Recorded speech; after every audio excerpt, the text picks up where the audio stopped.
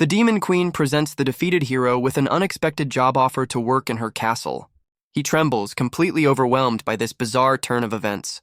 The hero shouts in disbelief, convinced there must be a catch to such favorable terms.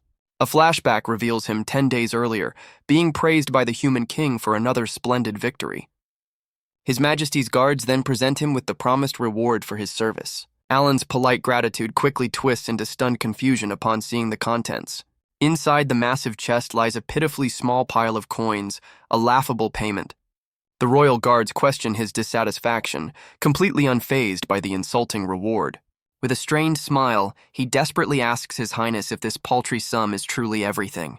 He reminds them he just vanquished an S-rank demon king responsible for destroying 7 cities. Alan forces a smile, admitting the king's glare is more terrifying than any demon he's faced. The king coldly confirms the reward is intentional, dismissing any notion of a mistake. His Majesty then reveals that Alan's reward was docked to cover the expenses of the city battle. He's being charged for the city's reconstruction, a bill for the collateral damage of his heroism. Alan desperately argues the city was already a smoldering ruin thanks to the Demon King before he even got there. His fight simply finished the job, shattering what was already broken beyond repair. The king's fury erupts, his voice booming with indignation at the hero's excuses. He berates Alan for not luring the demon away to prevent further destruction. Completely blindsided, Alan questions his own title as the kingdom's #1 hero. The king's final crushing argument implies that a true hero should have lived up to those expectations. With a grimace, Alan concedes the point, while his inner fury threatens to boil over. The king delivers a final, condescending warning, telling him not to disappoint the crown. He numbly agrees, the title of strongest hero now ringing with bitter irony. The scene shifts, showing the cold, impersonal halls of the royal palace after his departure. With the hero gone, the king's council of ministers steps forward to convene. An advisor observes that the hero's discontent is finally showing, which the king confirms was all part of the plan. Watching him depart, the council concludes that their attempts to tame the hero were a failure. Unaware of the betrayal, the council behind him begins plotting how to dispose of him. A cunning advisor suggests his removal must be spun into a heroic legend for the masses. Another minister wishes the hero would simply snap, making him a controllable weapon for their own ends. A minister scoffs, comparing the hero to a troublesome child who needs to be managed. The king narrows his eyes, determined to find a way to deal with their powerful, unruly asset. A cruel smile spreads across the king's face as a devious plan begins to form. Just then, a cloaked advisor approaches the throne, offering the perfect solution to their problem. The scene cuts away, showing the explosive force of the hero's power in another devastating battle. The flashback ends, revealing a completely drained Alan collapsing onto his bed in his Spartan room. He's startled by the sudden appearance of a maid, who has come to check on him after his return. The maid, Sarah, watches as he wearily asks to be left alone, already dreading his next call to duty. He sits in despair, realizing that in an age of endless demon kings, a hero never gets a day off. As he prepares for his next mission, he reflects on the 72 demon lords still out there, an endless cycle of war. He reads a report about the kingdom discovering its 100th hero, a fact that's getting a lot of buzz. He scans the hero rankings, seeing the top 10 spots are still held by the usual suspects. And sitting at the very top of that list is Alan himself, the strongest hero and the world's greatest protector. Yet despite his legendary status, he stares at his paltry pay, finding it impossibly small for the next mission. He bitterly contrasts his fate with lesser heroes who get rich and famous by cherry-picking easy fights. His bleak thoughts on survival are cut short by an insistent knock at his door. He's barely had a moment's rest before a royal official arrives to dispatch him on another quest. The official hands over a wax-sealed envelope containing his next set of orders. The target is the Demon Queen's castle, and the official coldly confirms the mission is no mistake. Completely bewildered by the assignment, Alan questions if they're truly sending him there. He stares at the mission details, pointing out the target is inexplicably labeled as F rank. Alan internally scoffs at being sent to fight the Demon Queen, a mission ranked for rookie heroes. The royal official confirms the insulting rank is correct, much to the hero's disbelief. Dodging questions about the king's motives, the official simply demands Alan prepare for immediate subjugation. Utterly defeated by the kingdom's blatant disrespect, he reluctantly agrees to the mission. Just then, his maid Sarah enters the room announcing that his dinner is ready. She's surprised to find him already cloaked and ready for departure, his back turned to her. Without fully facing her, he curtly explains that he's already been assigned his next commission. With a worried expression, Sarah wishes him safety and promises to await his return. He gives a short, detached reply before walking out the door to face his new bizarre quest. After a long journey, Alan finally lays eyes on the Demon Queen's imposing fortress. He rereads his orders, noting the target is Demon Lord Lilith, whose castle is at the very edge of the demon realm. Intrigued by the grand castle, he wonders what kind of demon lord would live here, especially one with such a low rank. With determined steps, he crosses the threshold into the mysterious stronghold. The castle's interior is shockingly immaculate and eerily silent, with no signs of life. He wanders the empty halls, completely bewildered by the absence of any guards or demonic presence. His mind races with possibilities, wondering if another hero or a rival demon has already cleared the place out. A sudden noise from behind a massive set of doors snaps him out of his thoughts, drawing his attention. Before he can react, the doors are blasted open with tremendous force, sending a shockwave through the hall. His eyes narrow with grim determination, ready to face whatever enemy emerges from the darkness. A mysterious voice welcomes the hero as he steps into the throne room, halting him in his tracks. The voice belongs to the Demon Queen Lilith, who sits upon her throne with an air of absolute confidence. She confirms his identity as Alan, the strongest hero, to which he cautiously agrees. Satisfied, she remarks that her invitation seems to have been delivered successfully. Alan is baffled by her mention of an invitation, having no idea what she's talking about. The Demon Queen questions his presence, wondering why he's here if not for her summons. She reveals with a cunning smile that she sent a letter to the human kingdom, challenging him to a duel. He's stunned to learn his mission was ordered by the Demon Lord herself, a completely absurd turn of events. A grin slowly forms on his face as the pieces of the puzzle finally click into place. He realizes the insulting F-rank designation wasn't the king's idea, but a specific request from his opponent. He declares he's a busy man and wants to get this over with immediately. A wave of irritation hits him as he realizes she's the reason his day off was ruined. The Demon Queen suddenly announces she has no intention of fighting him at all. He stares back in shock as she calmly repeats her refusal to battle. Completely baffled, Alan demands to know why she summoned him if not for a fight. With a cunning expression, she reveals her true purpose was to scout him. The hero can only echo the word back, trying to make sense of her claim. She then extends a formal job offer, asking the strongest hero to work under her. His mind short-circuits as he processes the absurd proposal of becoming her subordinate. Overwhelmed by the bizarre turn of events, he can only manage a hollow, incredulous laugh. The Demon Queen calmly confirms she's fully aware of his identity as a hero. Alan dismisses the idea as absurd, stating a hero would never be hired by a demon lord. He clenches his fist, reminding her of the 1,000-year war where defeat means annihilation for their people. She interrupts, explaining that she wants him precisely because he is the hero. He warns her that trying to manipulate him is a waste of time, a trick better suited for a rookie. The Demon Queen simply agrees, acknowledging everything he said is true. Her unexpected agreement leaves Alan completely speechless and confused. She then shrewdly observes that he seems deeply dissatisfied with his current situation. He reels back, wondering if she can read his mind, as he's never spoken of his discontent to anyone. She continues, accurately describing his harsh working conditions and meager pay, leaving him utterly stunned. Stunned by her insight, he demands to know how she could possibly understand his situation. The Demon Queen smirks, clarifying that she doesn't read minds, she just has her ways of knowing. His hand trembles as he internally questions her honesty, suspecting she's hiding a powerful ability. She continues her pitch, pointing out the absurdity of his last payment and how impossible it is to survive on it. With a flourish, she reveals the secret to her knowledge, a small, unassuming magic tool. She explains that this one-time use item let her peer into his true thoughts from a great distance. The Demon Queen lays out his harsh reality. He's a hero who can't demand a living wage, yet a human who needs one to survive. She warns that his current path will only lead to burnout, but he weakly tries to deny it. Despite her painfully accurate assessment, his resolve begins to harden. He defiantly declares his identity as a hero, refusing to be tempted by her sweet talking. He accuses her of being just another tyrant, using her power for selfish personal gain. The Demon Queen calmly states that she is different from all the others. With a confident smile, she reveals her true ambition, the peaceful coexistence of all races. Alan is utterly stunned, barely able to comprehend a demon lord seeking peace. She clarifies that her vision of coexistence extends beyond just humans and demons to include all other races. The hero is left completely speechless, his hair practically standing on end from the shock. She admits that achieving such a grand goal requires power, and she needs his strength to make it a reality. His mind reels, completely unable to process this unbelievable turn of events. She then lays out an irresistible benefits package, promising a salary, bonuses, and generous paid time off.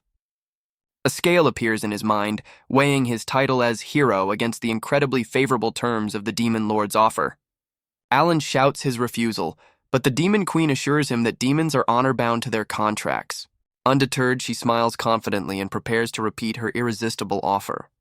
The hero struggles to resist, admitting her tempting words are starting to break through his defenses. Her voice echoes with a grand declaration, officially hiring him under these incredible conditions. He kneels before her, completely overwhelmed by the greatest dilemma of his life. Sensing his hesitation, she sweetens the deal with free food, causing him to pop out from his hiding spot in shock. He clutches his head in turmoil, his identity as a hero clashing painfully with the tempting offer. He internally admits that if not for his title, he would have accepted her proposal in a heartbeat. The Demon Queen smirks, knowing her clever, multi-pronged attack on his resolve is proving highly effective. As a final push, she offers him a personal servant, leaving the hero utterly speechless. The Demon Queen grows impatient, wondering if her offer is still not enough to sway him. A sudden magical backlash erupts before her, startling them both. As the smoke clears, Alan stares in utter disbelief at what he sees. The imposing Demon Queen has been replaced by a small childlike version of herself. She panics, realizing her 5-minute transformation has just worn off. The hero is completely baffled by this sudden and bizarre development. He accuses her of deception, but she nervously insists she is the real Demon Lord, just inexperienced. She bristles with indignation when he questions her identity as Demon Lord Lilith. Alan struggles to comprehend why the mighty Demon Lord is now a child. Their eyes meet in a tense standoff, the power dynamic completely upended. The hero and the tiny Demon Lord are locked in a moment of shared disbelief. Just then, 3 other heroes stride into the throne room, interrupting the bizarre standoff. They declare they've been sent by the king to provide assistance. One of them explains the king was concerned for Alan's safety after he accepted the duel. Alan eyes them suspiciously, questioning the true nature of their assistance. A burly hero smirks, then points out the child, asking if she's the Demon Lord. The group acknowledges her young appearance, but agrees she's still a threat that must be dealt with. Their shadows loom menacingly as they announce their plan to subjugate her on the spot. As the Demon Queen recoils in fear, Alan steps in, telling the others to stand down and leave it to him. He turns to face the newcomers, dismissing them and insisting he can handle the mission alone. Alan confidently tells the other heroes to leave everything to him, but the lead hero coldly informs him that it's not that simple. A blade suddenly pierces Alan's chest, leaving him in utter shock.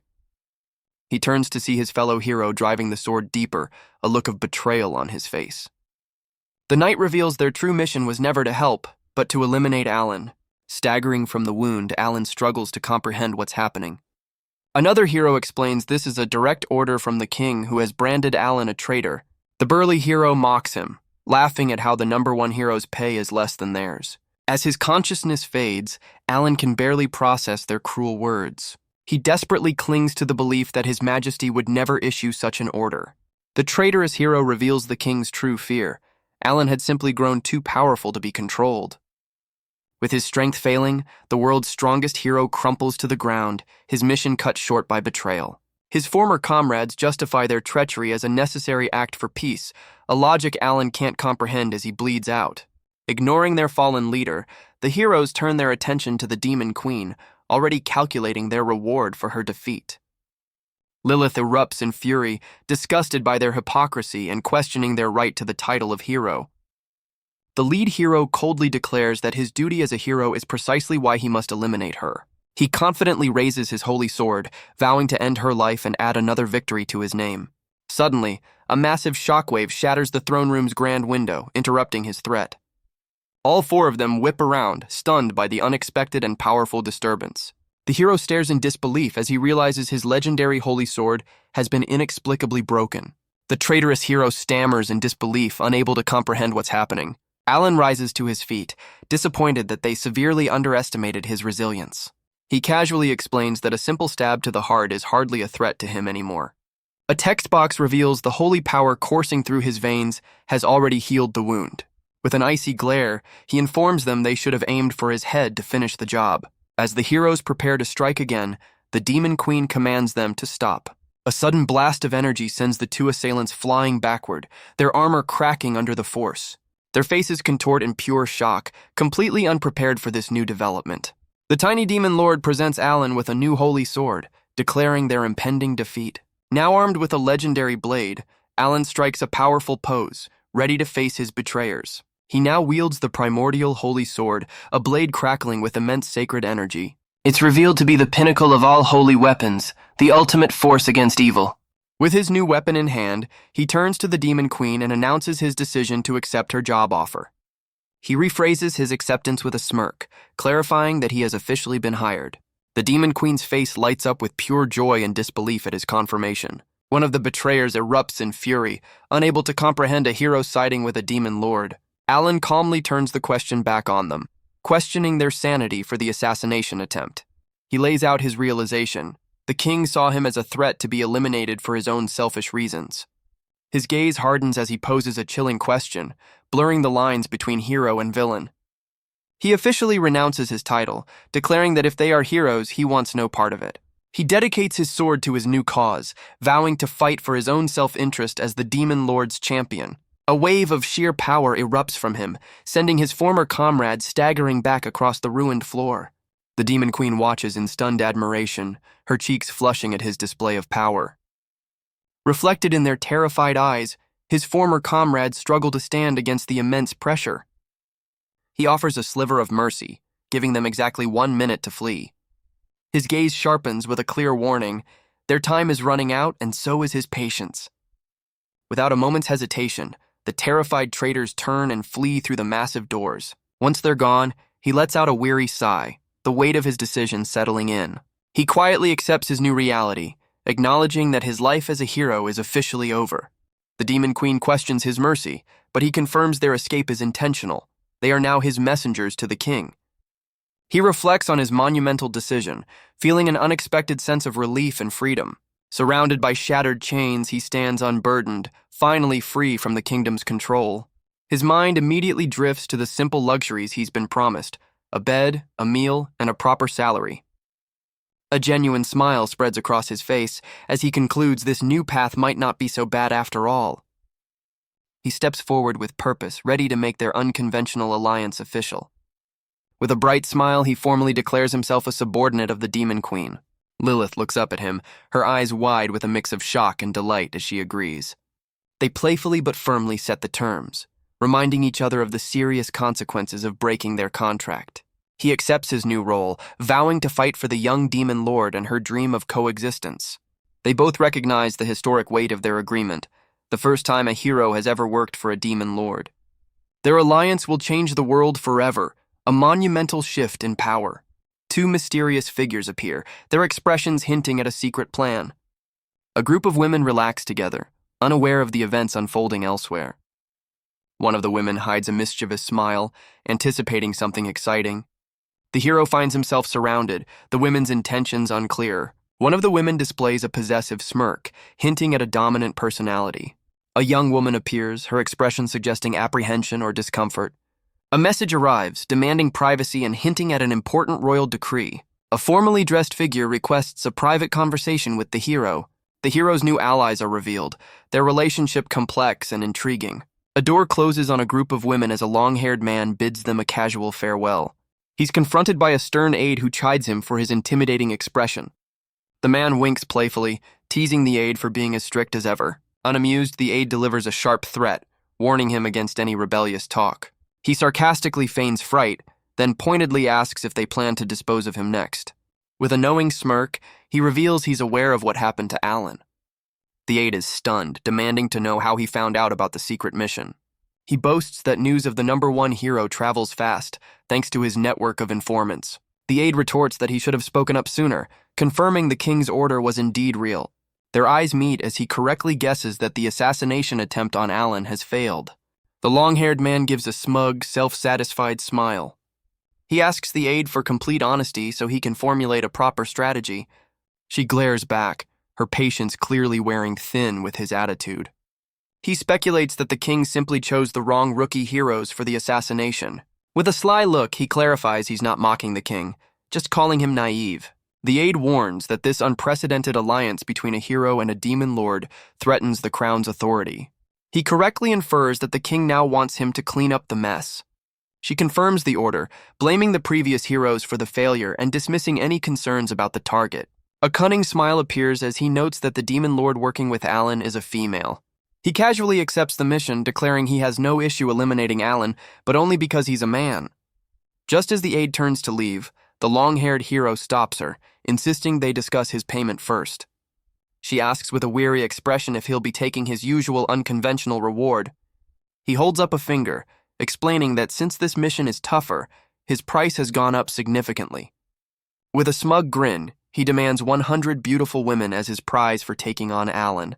The aide coldly agrees to inform the king of his outrageous request before taking her leave. Walking away, she sighs in disgust, wondering how such a man could ever be considered a hero. A profile reveals this is Hero Siegs, ranked 7th, a notorious womanizer with a reputation for collecting admirers. The aide quietly expresses her hope that he might just fail this mission. She recalls his history of demanding women as trophies, amassing a personal harem that will soon number over 1,000. The scene cuts back to the Demon Queen's castle, the stage for the impending conflict. The Demon Queen admits to herself that this entire situation still feels like a dream. Alan stretches with a look of pure relief, celebrating his newfound freedom from the kingdom. Lilith reflects that regardless of how it happened, his life as a hero is over and a new one is beginning. He turns to her with a serious expression, stating that she still has a lot of explaining to do. But before she can answer, he holds up a hand, indicating there's something more important to address first. She panics, insisting she's already told him all the terms, while he calmly confirms that he knows. Impatiently, she shoves the official contract forward, demanding he sign it immediately. The contract is revealed to be an old-fashioned demon pact, one that requires blood to be ritually binding. He reviews the surprisingly modern terms, including a 2-year contract, set work hours, and paid holidays. When he gets to the retirement clause, she shyly admits she hopes he never chooses to leave. He decides the contract is good enough despite some minor flaws he's noticed. He warns her that he has questions, and his final decision depends on her answers. The Demon Queen reminds him of his promise to quit being a hero and join her side. He observes that her current form is not only small, but also possesses surprisingly weak magical power. She reluctantly asks what he wants to confirm, bracing herself for his questions. He internally notes that beyond her horns, she looks like an ordinary, albeit pretty, young girl. She nervously asks him to clarify, questioning what her previous appearance has to do with anything. She defensively insists she has plenty of experience as a demon lord, despite his clear skepticism. He points out the obvious discrepancy, reminding her she was a mature woman when they first met. He questions if she has a transformation ability, and she confirms that the older version was indeed her mature form. He connects the dots, asking if her parent was also a demon lord, which she confirms. She clarifies the transformation item is a memento, an inheritance from her father. She confidently tells him he surely knows the name of the most infamous demon lord of all. The hero's mind races, connecting her words to the most infamous of them all, the great demon lord Satan. He struggles to process the revelation, and she calmly confirms she is Satan's daughter. She explains her father was the strongest demon king a century ago, and she became a demon lord to fulfill his true dream of coexistence. Her grand speech is cut short as she suddenly falters, looking weak and unsteady on her feet. He rushes forward in concern, but she weakly brushes it off, demanding he sign the contract. Frustrated by her stubbornness, he angrily questions if she's serious about the contract right now. Before he can argue further, she loses consciousness and slumps forward into his arms. He holds the unconscious demon queen, wondering if she's simply exhausted. With a sigh, he decides his questions will have to wait for another time. Carrying his new boss, he leaves the ruined throne room to find her a place to rest. He walks through the empty castle halls, searching for a suitable bedroom for the demon queen. Alan gently lays the sleeping Lilith down on a lavish bed. Utterly spent, he collapses onto the bed himself, realizing just how much has happened in one day. He decides to postpone his interrogation, figuring tomorrow is good enough to get his answers. The next day, he knocks on her door, checking to see if she's finally woken up. Entering the room, he's surprised to find the Demon Queen is still fast asleep. He gently tries to rouse her, but she only stirs slightly, still deep in slumber. He watches her sleep, a small smile on his face as he notes how peaceful she looks. In her sleep, the young Demon Queen instinctively grabs onto his arm, holding it tight. Her eyes flutter open, and in her drowsy state, she mistakes him for her father. Coming to her senses, she blushes, recalling that he is the hero who is no longer a hero. Alan panics, trying to correct her lingering confusion between a demon lord and a hero. Suddenly wide awake, she points an accusing finger at him, much to his exasperation. She unleashes a flurry of panicked questions, while he tries to explain he only carried her to bed. Their argument escalates as she accuses him of being a pervert, which he vehemently denies. She angrily vows to one day become a stunning woman, and he sarcastically tells her to let him know when that happens. Alan turns away, already exhausted by his new boss's fiery personality. They both catch their breath, completely drained from their heated argument. The scene flashes back to her explanation of the powerful pendant she wears. Alan had asked if the item was a memento from her father, which she confirmed.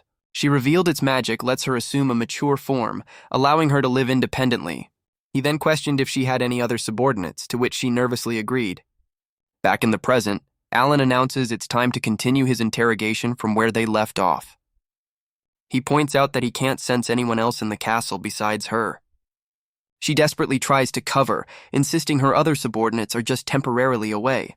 His sharp, skeptical gaze shows he doesn't believe a word she's saying. He presses for a number and she nervously claims to have 200 subordinates. Alan immediately calls her bluff, leaving the Demon Queen stunned that he saw through her lie. He calmly revises his estimate down to 2 people, then asks when they're expected back. Defeated, she admits that his blessing makes it impossible for anyone to lie to him. Cornered, she finally confesses the truth. She only has 2 subordinates in total. She then erupts, revealing one left to train a decade ago and the other is on an indefinite research trip. The hero can only stare in disbelief, completely baffled by her ridiculous situation. He bluntly concludes that she's essentially all by herself, a fact she can't deny. Alan realizes with a grim expression that she's been isolated in this huge castle for a very long time.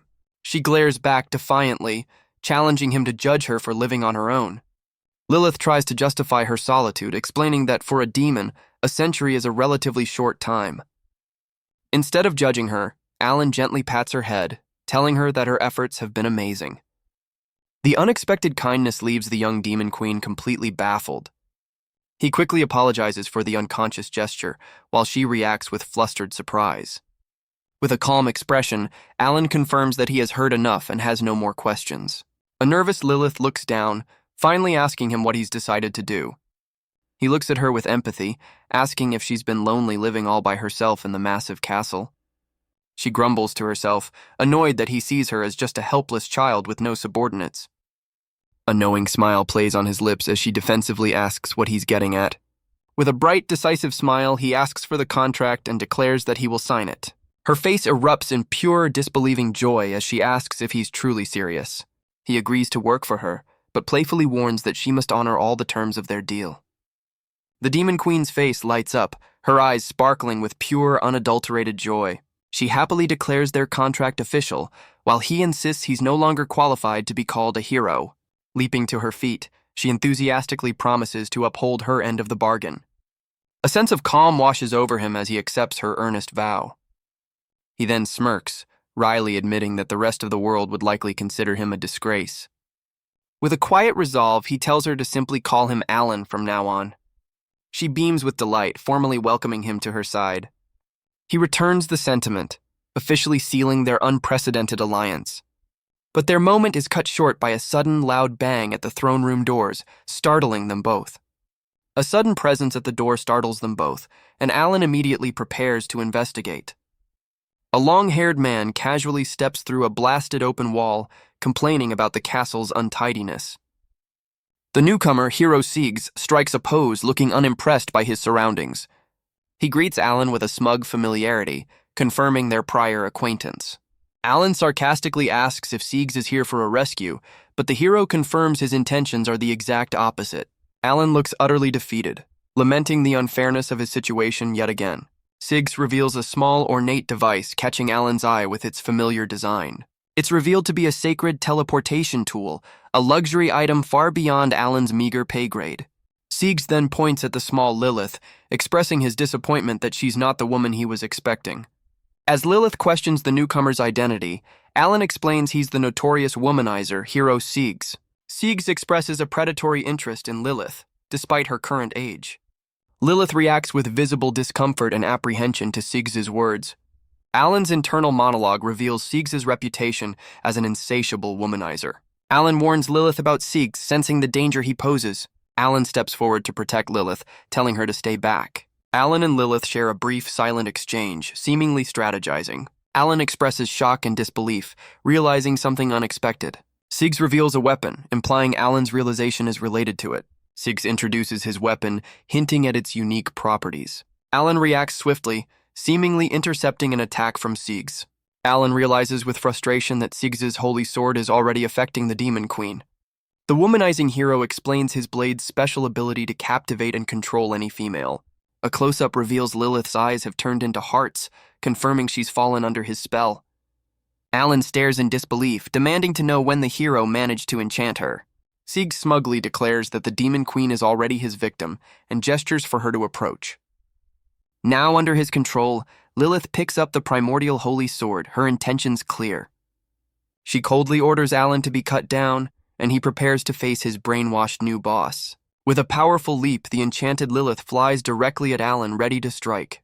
She swings the legendary blade down towards him as Siegs watches with a triumphant smirk. Alan desperately blocks her attack, trying to break the spell by calling out her name. Siegs smugly notes that Alan's pleas are useless, but Alan realizes this and forms a new plan. He grits his teeth, acknowledging that breaking the spell on his new boss will be a serious challenge. Siegs boasts that he's in a different league than the rookies, a fact Alan grimly accepts. A text box explains that Siegs' power is linked to his mental strength, making his enchantment incredibly difficult to break. He stops his own fist inches from her face, unable to bring himself to harm the brainwashed Demon Queen. Deciding he has no choice, he disarms Lilith and leaps away, warning that his next move will hurt. Despite his efforts, the Demon Queen remains completely under the influence of the hero's charm magic. To his horror, she picks up Siegs' own holy sword, turning its captivating power against him. Siegs taunts him, anticipating his outrage and telling him not to make such a scary face. The womanizing hero smirks, admitting he's often told he doesn't act like a hero, but he still holds the title. A flash of recognition crosses Alan's face as he glares at the womanizing hero. He declares checkmate, certain that the womanizer's plan has already been foiled. Unfazed, Siegs casually dismisses the threat, promising to spare Alan for now. With a grand gesture, he proposes an alliance, inviting Alan to join forces with him. Completely blindsided, Alan can only stare back in utter disbelief. He struggles to process the offer, questioning if the other hero is being serious. Siegs clarifies his grand ambition, for the two of them to conquer the world together. He argues that with their combined, unrivaled power, no one could possibly stand against them. Alan questions the hero's sanity, comparing his desire to rule by force to that of a demon lord, which Siegs readily admits. Still under his spell, Lilith asks why Siegs is bringing this up at this particular moment. Siegs reveals his true motive. Conquering the world is simply a more efficient way to claim all the women he desires. Alan lets out a dry laugh, finding the other hero's self-serving logic almost comically absurd. The womanizer tries to sweeten the deal, promising Alan his own share of the spoils and popularity. Siegs confidently declares that together they can have everything, including the entire world. Alan admits that such an ambitious and inviting story had never even crossed his mind. With renewed resolve, he states that titles like hero no longer hold any meaning for him. The womanizing hero looks on with a smirk, questioning if Alan is truly uninterested in his offer. Siegs mocks him, pointing out the hypocrisy of his morals after he's already sided with a demon lord. Alan stands firm with his new sword, declaring that no matter what, he can't forgive evil.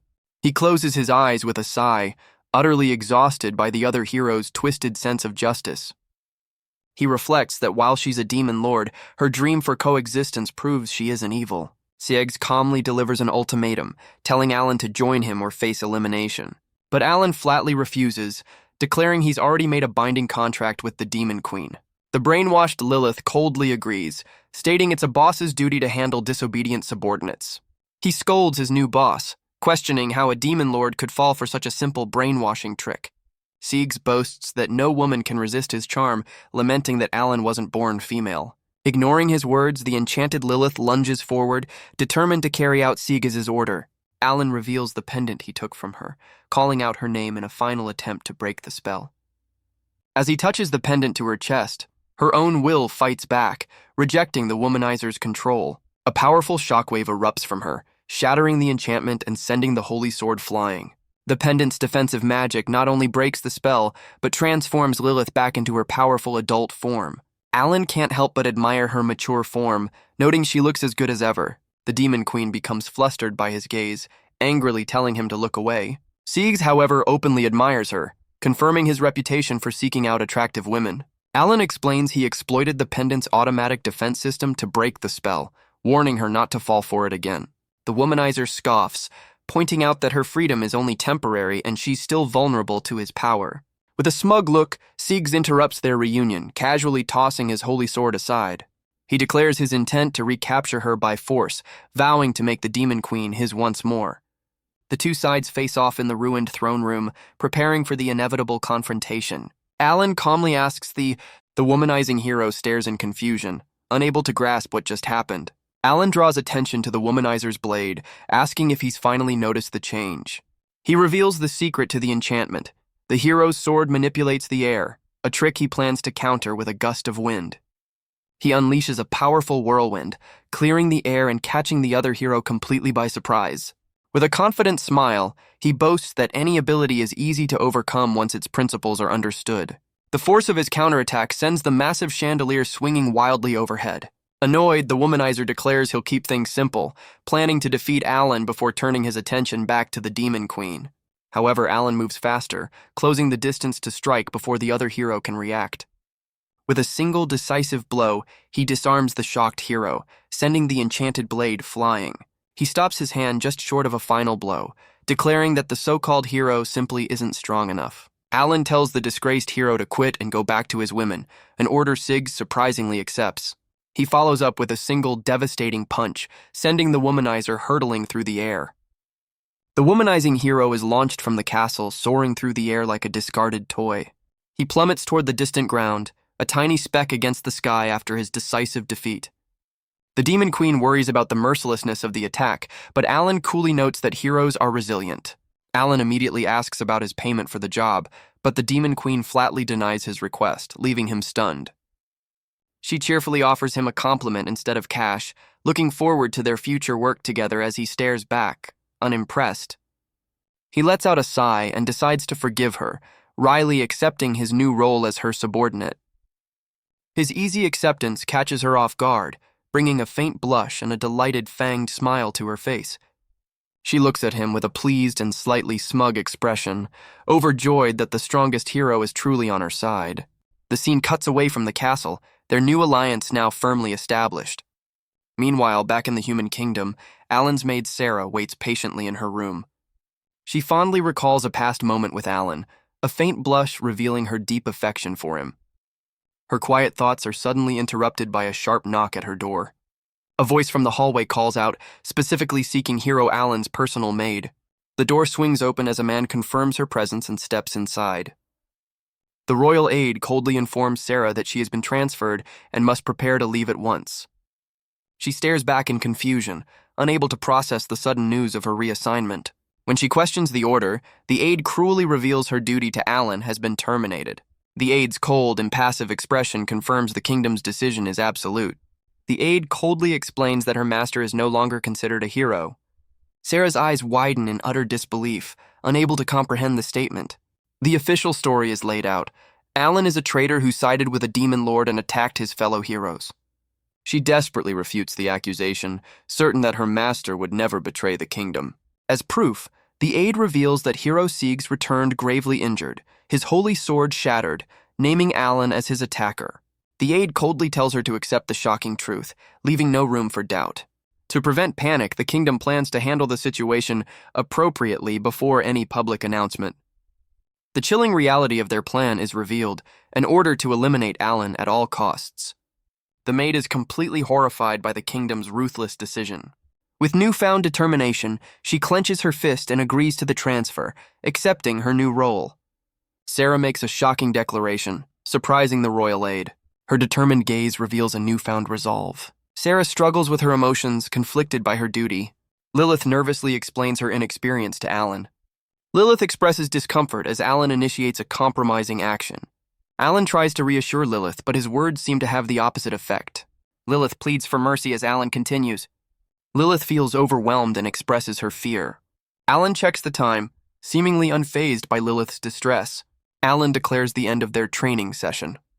Lilith protests the indignity of being collared, but Alan explains it's the only way to keep her from fleeing. She complains about being pushed to her limits while he criticizes her lack of resolve during their training. He turns the tables, pointing out that she's the one who has broken all her promises. A list reveals that none of the contract's terms, holidays, meals, or a servant, have been honored. She desperately tries to justify the situation, asking who would manage the castle if he took a day off. Utterly resigned, Alan declares he'll just handle all the chores himself. Lilith suddenly volunteers to do everything, but he complains that she's the source of his problems. He clenches his fist, arguing that leaving the chores to her would only make things worse. He reminds her that he also lives there and expects a clean home and proper meals. The young demon queen reluctantly concedes, finally understanding his basic requirements. Alan encourages Lilith's growth with basic advice on well-being and training. He sets a condition for their arrangement, requiring her obedience until she fulfills her promises. Lilith agrees to begin training the following day, eager to prove herself. She nervously confirms her understanding and willingness to comply. Lilith tries to renegotiate the servant clause, offering immediate action for reconsideration.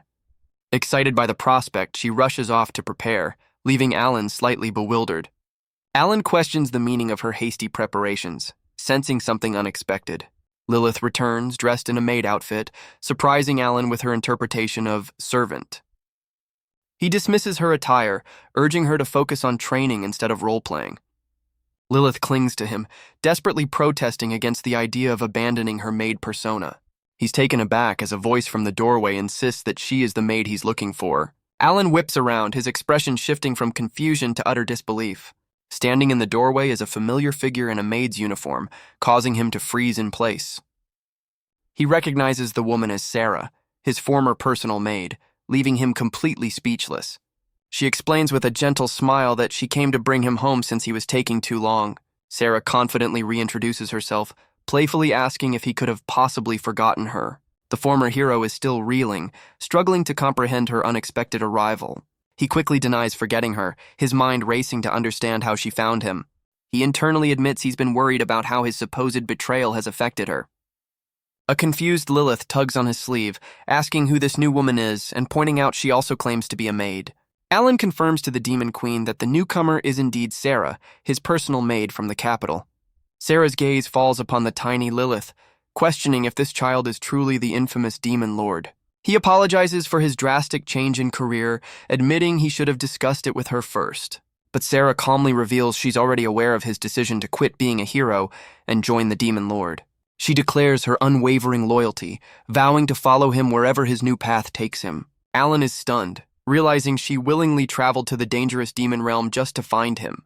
With a confident smile, Sarah reaffirms her commitment, promising to be by his side no matter what. He closes his eyes in quiet contemplation before opening them with a look of renewed resolve. Alan formally accepts her offer, telling Sarah he will be counting on her from now on. Later, the trio sits at a dining table covered in empty plates, having clearly enjoyed a massive feast together. Lilith enthusiastically praises Sarah's incredible cooking skills, impressed by the feast. Sarah announces she's tired from her journey and needs to rest, which Alan readily agrees to. The Demon Queen follows suit, yawning as she heads off to bed, leaving Alan alone at the table. In the darkness, a thought bubble reveals Sarah is also preparing for something. The young Demon Lord is seen fast asleep, tucked into her lavish bed. A close-up shows her sleeping peacefully, completely unaware of her surroundings. A shadowy figure quietly enters the room, stepping softly across the floor. The figure drags a large, imposing object behind them, scraping it along the ground. Sarah looms over the sleeping Demon Queen, brandishing a massive hammer with a menacing look. Her eyes glint with a terrifying intensity, revealing a shocking and sinister intent.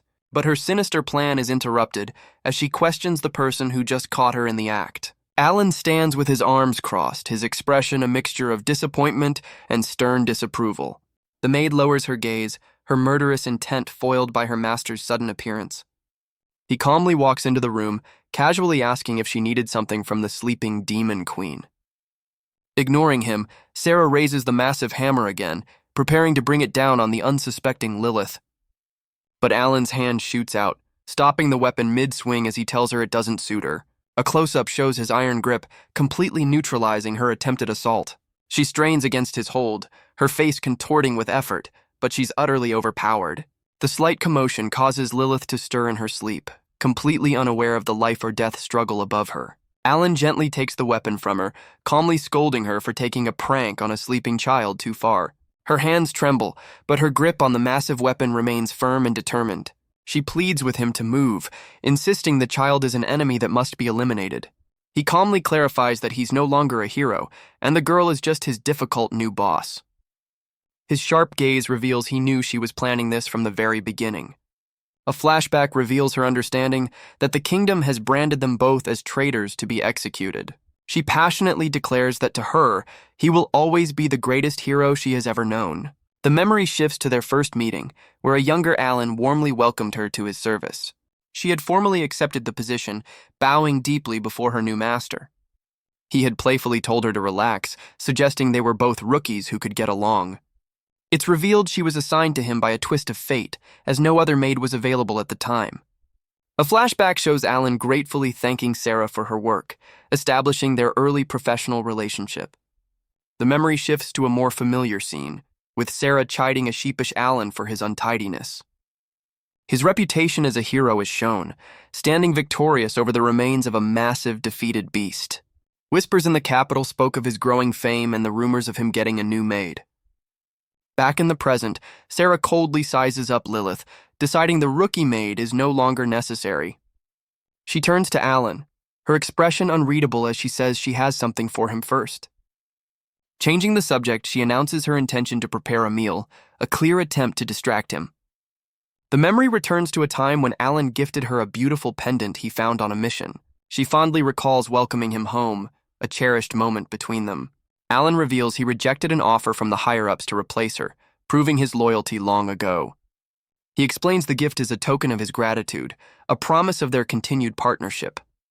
The maid quietly processes his heartfelt words, her expression unreadable. The memory shows Alan telling her he specifically refused a replacement because he wanted her to stay. He admits his own shortcomings, explaining that her presence is what he truly values. Alan confesses that her welcoming him home is the greatest reward after any battle. Overcome with emotion, tears of gratitude stream down her face at his heartfelt confession. In that moment, she made a solemn vow to become the best maid for the world's greatest hero. He asks her to stay by his side, completely unaware of the profound impact his words have had. Back in the present, she insists that nothing has changed. He is still the kindest and strongest person she knows. Alan cuts through the tension with a sharp question, asking what she plans to do after she gets rid of him. She reveals her twisted logic. She'd rather end his life herself than let him be killed as a traitor by the kingdom. With chilling resolve, she declares that wherever he goes, even in death, is where she belongs. The commotion finally rouses the demon queen, who groggily complains about all the noise. Alan chides her for her lack of awareness, but she retorts that he has some serious explaining to do. Her eyes go wide as she finally takes in the bizarre scene of Alan restraining his hammer-wielding maid. The demon queen points at the weapon, innocently asking Sarah why she's holding such a thing. Ignoring the question, Sarah tightens her grip on the hammer, her murderous intent unshaken. Alan shoves her back, causing the wild swing to miss and shatter a nearby portrait instead. A worried Lilith asks Alan what's happening, still trying to process that his maid is the aggressor. He steps in front of his boss, declaring this is a private and very serious problem between him and Sarah.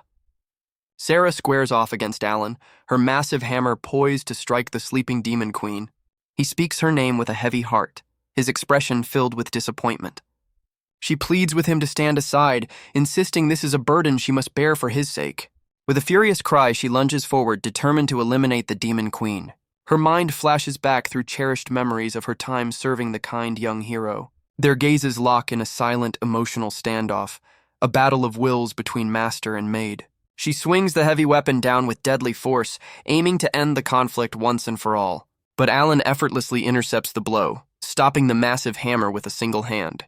Instead of fighting back, he pulls her into a firm embrace, thanking her for her loyalty. Completely stunned by his gentle response, Sarah can only stare in utter disbelief. Her eyes fill with despair as she whispers that it's already too late for apologies. Alan apologizes for leaving without a word, thanking her for caring so much about him. He reassures her that he's still the same person and asks her to hear his side of the story, which she quietly agrees to. She asks if he truly betrayed the kingdom, but he clarifies that it was the kingdom that betrayed him first. He confesses that he has indeed become an enemy of the kingdom and allied himself with the demon lord. Sarah quietly processes the shocking revelation, her expression unreadable. Despite his warning that she'll become a traitor too, she stubbornly refuses to leave his side. Gripping his hand, she reaffirms her vow to follow him no matter where his path leads. She pleads with him to let her stay, promising she'll be useful, and he quietly considers her request. A faint blush appears on his face as he admits she's always been helpful and that he wants her to stay with him. He formally asks if she will continue to serve as his personal maid. With a radiant smile, Sarah wholeheartedly accepts, reaffirming her dedication to him. She makes a solemn vow to stay by his side, even if it means following him into death. The Demon Queen can only stare, completely baffled by the intense human drama unfolding before her. Later, Alan praises Sarah's cooking, grateful to have a proper meal and his maid back. He glances over, noticing that his new boss seems unusually on edge. Alan asks why Lilith is so terrified, but Sarah feigns ignorance with a calm expression. She explains she simply woke the Demon Queen up, prompting Alan to ask exactly how she did it. A panicked Lilith warns him that his maid is dangerous, forcing Alan to demand an explanation from Sarah. Sarah casually materializes the massive hammer, revealing the terrifying method she used for a wake-up call. Sarah explains she resorted to extreme measures since the Demon Queen wouldn't wake up. A flashback reveals she slammed the massive hammer right beside the terrified Lilith's head. Alan remains utterly unimpressed by her justification, while Lilith shivers in fear. The Demon Queen furiously points at the maid, insisting that Sarah is the true demon. Lilith continues to grumble, concluding that all heroes must be insane to employ someone so dangerous. Despite her fear, she takes a hesitant bite of the food, still muttering about the maid's evil nature. Her complaints are instantly forgotten, as her eyes sparkle with pure bliss over the delicious taste. Alan points out her hypocrisy, as she now praises Sarah's cooking and celebrates having a good maid. The Demon Queen retorts that someone who cooks this well couldn't possibly be a demon, leaving Alan exasperated. He wryly concludes that if Sarah is an angel, then she's technically Lilith's natural enemy. The Demon Queen nervously tries to negotiate a day off, appealing to the maid's sense of reason. But Alan announces a tough training session, prompting Lilith to mutter that Sarah is the real demon here. Sarah backs him up with a sweet smile, threatening to withhold lunch if the Demon Queen disobeys. Defeated, Lilith can only lament from afar that her new maid is far more demonic than she is. Later in the training hall, the young Demon Queen questions the point of all this grueling exercise. Alan reminds her they must be prepared for another hero attack, but she questions why she needs a hero's help. He clenches his fist, declaring that their plan for coexistence will fail if he's the only strong one. Terrified of sparring with him, Lilith suggests they switch opponents for the day. Sarah calmly accepts the challenge, ready to train the Demon Queen if her master wishes it. Alan formally asks his maid to take over, and she stands ready to begin the intense session. Lilith questions if she'll be fighting Sarah, and Alan confirms, adding a slight handicap to the match. He sets the terms. Sarah is forbidden from using weapons or magic, relying only on physical combat. The Demon Queen remains skeptical, believing the so-called handicap is hardly a disadvantage for the maid. With a confident smirk, Alan tells her not to worry, hinting at a hidden twist in the training. Feeling overconfident, Lilith sees this as a perfect opportunity to take out her frustrations on the maid. Sarah calmly accepts the challenge, bowing her head as she prepares for the sparring session. As the maid prepares, Alan gives her one final instruction. Show the Demon Queen no mercy. Lilith eagerly shouts for the fight to begin, completely unaware of what she's just signed up for. The two opponents face off in the training hall, with Sarah now wielding her signature massive hammer. Alan officially starts the match, giving them a strict 5-minute time limit to prove their strength. The Demon Queen eagerly declares she's ready, while Sarah calmly confirms her own readiness. With a sharp clap of his hands, Alan officially begins the sparring match. Sarah immediately questions if Lilith plans to fight in her small, childlike form. In a flash of light, Lilith transforms into her powerful adult form, ready for a real fight. She smirks, warning the maid to blame Alan for the harsh lesson she's about to deliver. Sarah calmly accepts the challenge, stating it's her duty to fulfill her master's orders. The Demon Queen taunts her opponent, but her bravado hides a flicker of genuine shock. Sarah opens with a devastating hammer strike that shatters the floor, but Lilith narrowly evades it. The maid calmly compliments the Demon Queen's dodge, as Lilith gasps in surprise at the attack's power. Before Lilith can recover, Sarah closes the distance and unleashes a barrage of swift, unarmed strikes. The Demon Queen leaps back, narrowly avoiding the maid's surprisingly swift attack. Lilith's face contorts in shock, barely managing to block the relentless assault as Alan watches approvingly. The maid internally assesses her opponent, concluding that if Lilith were human, she'd be a top-ranked hero. Lilith's mind reels, unable to comprehend how a normal human could possess such overwhelming power. Sarah's eyes gleam with pride, honored by her master's praise for her combat prowess. A reveal explains Sarah's secret. Born without magic, her potential was converted into pure physical strength, surpassing even Alan's. Alan gives Sarah the green light to go all out, assuring her that the Demon Queen's adult form can take the punishment. Overwhelmed by the maid's sheer force, Lilith screams in frustration, convinced that Sarah is the real demon.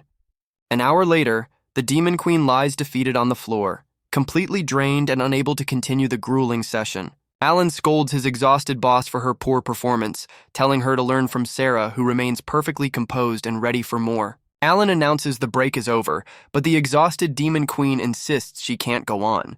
He points out that she managed to hold her adult form for 10 seconds longer, much to her surprise. Alan explains that her movements have improved, and the pendant's power is growing along with her own strength. He concludes that continued training will allow her to maintain her transformation for extended periods. Frustrated with the slow pace, Lilith demands a shortcut to power, like a special tool for demons. She desperately clarifies that even a powerful weapon would be an acceptable alternative to more training. Her words give Alan pause as he considers the possibility of such an item. The Demon Queen suddenly has a flash of realization, remembering something important. She nervously admits that such an item does exist, but hesitates to reveal the details. To Alan's complete shock, Lilith confesses that the powerful demonic item was stolen. She reveals the Demon Sword of Demise, the most powerful in the realm, was stolen 5 years ago. Alan scolds her for her carelessness, but she insists she never expected thieves in her remote castle. He recalls a low-threat demon lord of swords, deemed inactive and not a danger to the kingdom.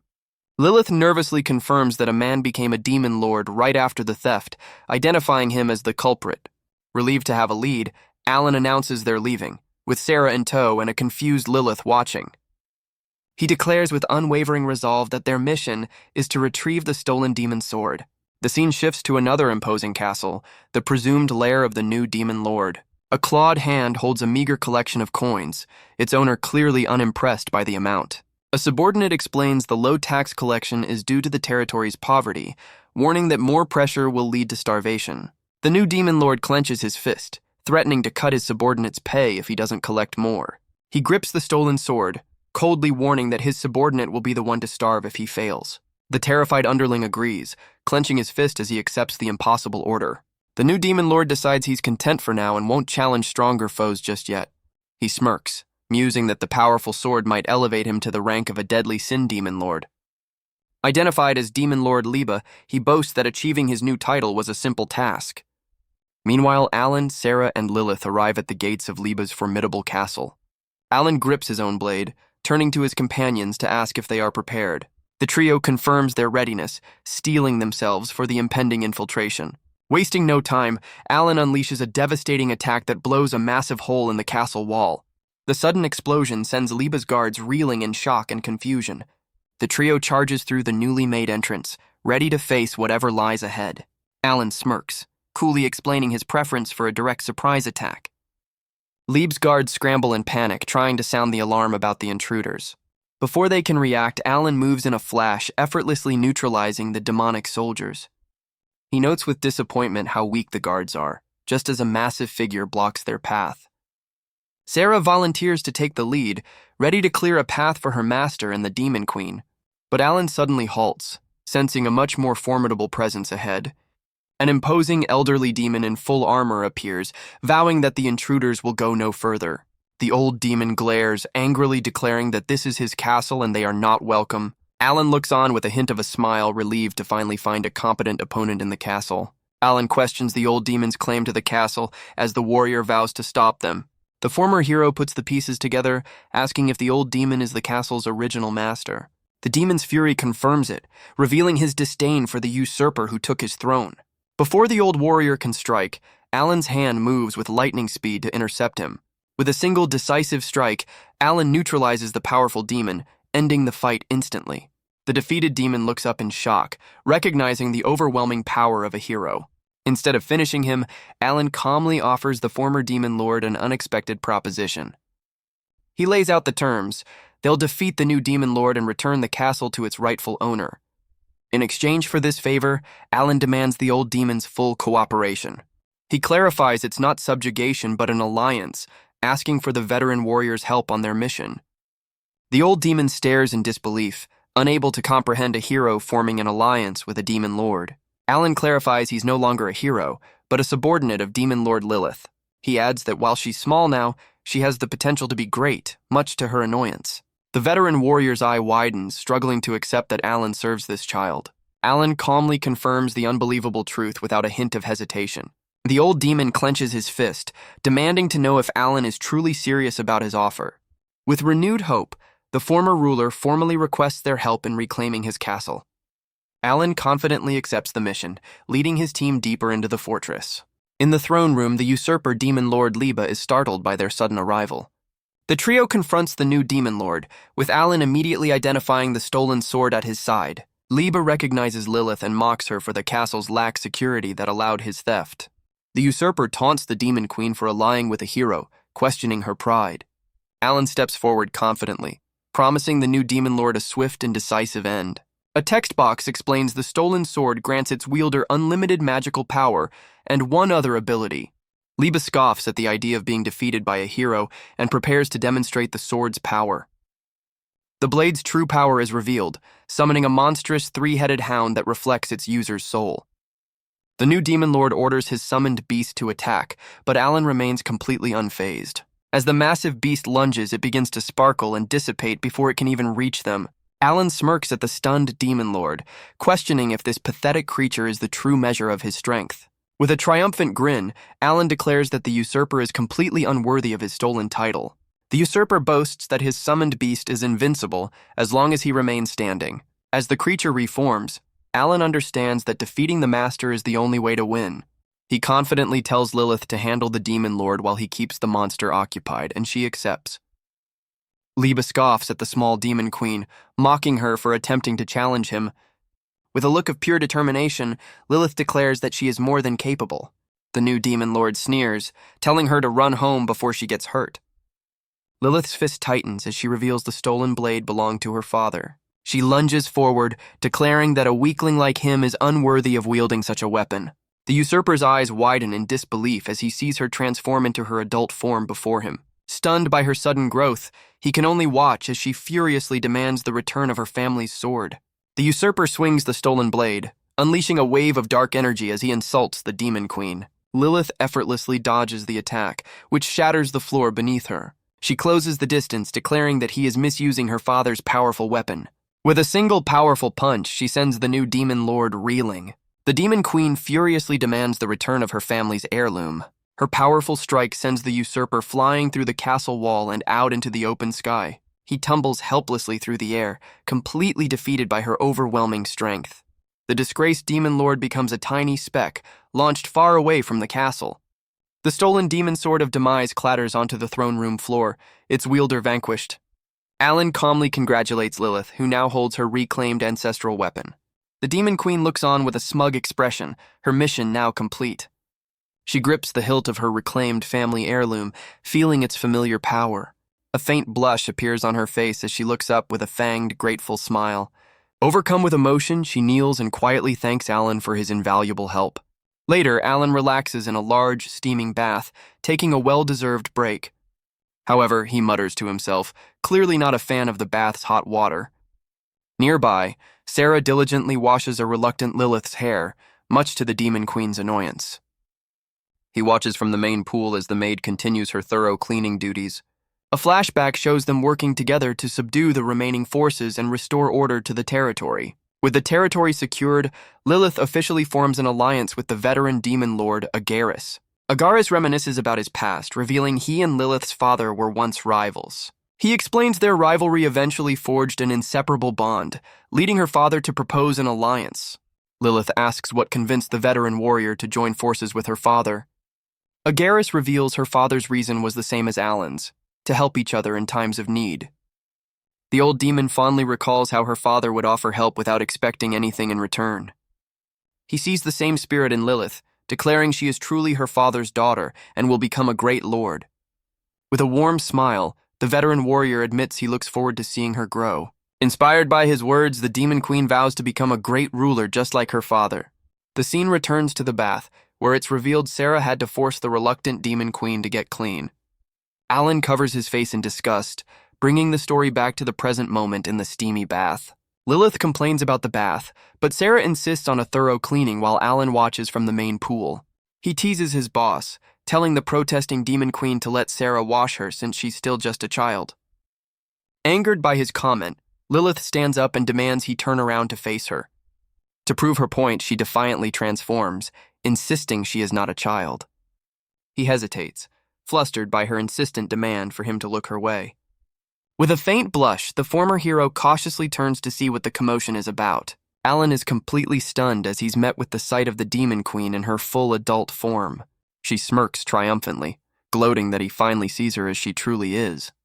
The flustered hero yells at her, scolding her for wasting her precious power on such a trivial display. She ignores his complaint, demanding he acknowledge her as an adult, while he just wants her to be more modest. She teases him about his lack of composure, questioning if the strongest hero is so easily flustered. With a smug grin, she demands he admit that she has won their little argument. The Demon Queen gleefully points out her subordinate's flustered state to his own maid. However, Sarah calmly turns the tables, questioning if the Demon Queen feels no shame for her bold display. The maid's words finally sink in, as Lilith slowly processes the implications of the situation. A sudden wave of horrified realization washes over the Demon Queen's face. Overwhelmed with embarrassment, her face flushes bright red as she becomes completely flustered. Panicked, she flees the bath in a mortified frenzy while Sarah calls after her to dry off. Alan lets out an exhausted sigh, completely drained by the chaotic scene. He reflects on the recent events, feeling a twinge of guilt as he finally gets a moment of peace. He recalls his former life as a hero, a constant cycle of fierce battles and near-death experiences. Even in moments of rest, he was tormented by an obligation to fight for those in need. His unwavering resolve was to fight relentlessly, never resting until peace was won. Back in the present, he decides to leave the bath, worried about his two companions. Sarah appears, reassuring him that Lilith has already gone to her room. He turns around, surprised to find his maid standing there, also prepared for a bath. She calmly informs him that after tending to the Demon Queen, it is now his turn for her care. The maid points out he can't wash his own back, but he seems reluctant to accept her help.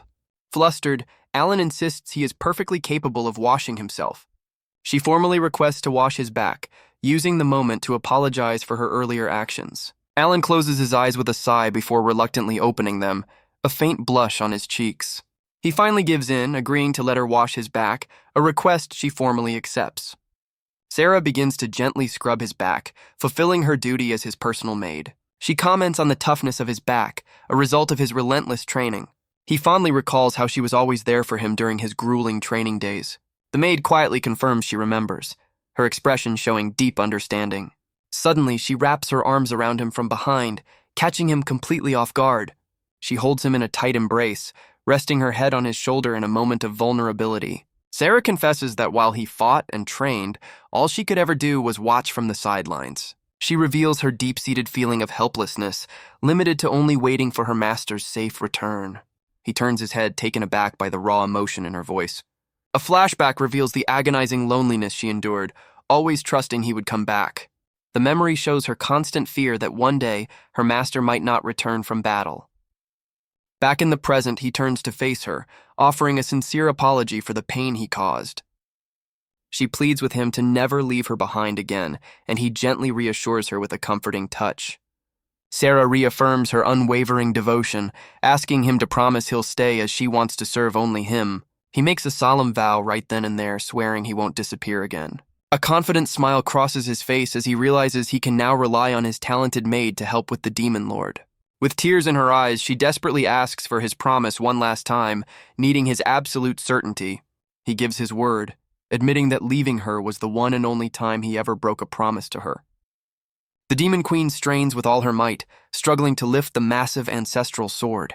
Alan and Sarah watch as Sarah dryly points out this is Lilith's 10th failed attempt. After Lilith complains about the sword's weight, Alan suggests she use her pendant to augment her strength. She's shocked that it works, but Alan bluntly reminds her that she's still not strong enough on her own. With renewed determination, the Demon Queen vows to master the powerful weapon as soon as possible. He reminds her that time is short and her training must begin immediately. 3 days later, a completely drained Lilith sits on the floor, begging for a day off. As she denies losing her drive, Alan and Sarah agree that it's time to focus on the less exciting aspects of her training. Alan considers how much more she can handle, deciding to increase the intensity of her regimen. He challenges her to prove her resolve, but she can only complain about her unusual fatigue. Alan explains the sword's drawback. While it grants limitless magic, it drains the user's physical stamina. The Demon Queen uses this as an excuse to stop training, defiantly declaring she's taking a break. Alan counters her excuse, stating that if her body is weak, they'll train her mind instead. Lilith questions his sudden intensity, wondering what has him so on edge. He admits to having a bad feeling, explaining his unusual sense of urgency. The former hero clarifies that it's more than a simple hunch, even without concrete evidence. He reveals his unease is directed at the human kingdom, which has been suspiciously silent. Alan predicts the kingdom, backed into a corner, is undoubtedly planning its next move against them. He considers the kingdom's options, wondering which heroes they would send to face him. He takes her hand, reminding her of her ultimate goal to become the next great demon lord. He confronts the Demon Queen, asking what she's trying to run away from. She defiantly declares she doesn't want to train, prompting a sharp rebuke from her subordinate. His words strike a chord, and she reaffirms her goal to become a great ruler like her father. He offers his full support with a warm smile, promising they will help her accomplish her goal. With renewed determination, she clenches her fist and agrees to do her best, ready to resume her training. The training resumes, with Alan observing as Lilith slowly learns to wield the demon sword against Sarah. Although her technique is still clumsy, she's gradually getting the hang of the powerful weapon. His maid interrupts his internal monologue, pointing out that he's been muttering to himself the entire time. He admits he's been thinking about her progress, wishing she had a real opponent to test her skills against. Sarah suggests a solution, proposing they consult their new ally, Agares, for a suitable sparring partner. Sarah questions his deep thought, but he brushes it off, lost in his own internal debate. He considers asking Agares for help, but worries the old demon has grown too fond of Lilith to be a proper opponent. His train of thought is suddenly broken as his senses flare up, detecting an unexpected presence. He realizes Lilith has sensed it too, concluding they aren't hostile since they passed the castle's barrier. The two women turn towards the entrance as Lilith confirms they have an unexpected visitor. A flustered demon subordinate bursts in, calling out to the trio as Lilith wonders who he is. Alan recognizes the demon as one of Agares's men, while Sarah explains she knows him from helping with the town's reconstruction. The former hero asks what brings him here, and the subordinate confirms he has an urgent report. Alan's expression turns grim as he presses the demon for details on what has happened. The subordinate delivers the grave news, revealing that a powerful dragon lord has suddenly appeared. A shocked Lilith demands confirmation, as the subordinate verifies a dragon lord is flying over their territory. Alan calmly inquires about the damage, learning that while there is none, the townspeople are terrified and in need of help. He turns to his companions to confirm their willingness to help, and Sarah immediately agrees on his behalf. Wasting no time, Alan decides to head out, accepting that Agares will provide a full briefing on the situation. The Demon Queen reluctantly agrees to accompany him, her expression a mix of duty and fatigue. The scene shifts to the imposing fortress of their ally, the veteran demon lord Agares. Alan is stunned to learn this dragon lord was a comrade of Lilith's father, a warrior he thought had died in the final battle. Lilith recalls riding the dragon with her father, prompting Alan to speculate it's the same one causing the current disturbance. She fondly remembers the Dragon Lord as a gentle giant, insisting his current behavior is completely out of character. Alan offers a reassuring pat on her head, attempting to comfort her as they try to solve this new mystery. Alan tells a worried Lilith that everything will make sense once she sees the Dragon Lord for herself. The trio enters a meeting room, sitting down with Agaris to discuss the unfolding situation. The Demon Queen urgently asks Agaris to confirm if a Dragon Lord is truly in their territory. The veteran warrior admits he never expected to encounter this particular individual again so soon. Alan agrees, acknowledging that this unexpected reunion is a surprise for everyone involved.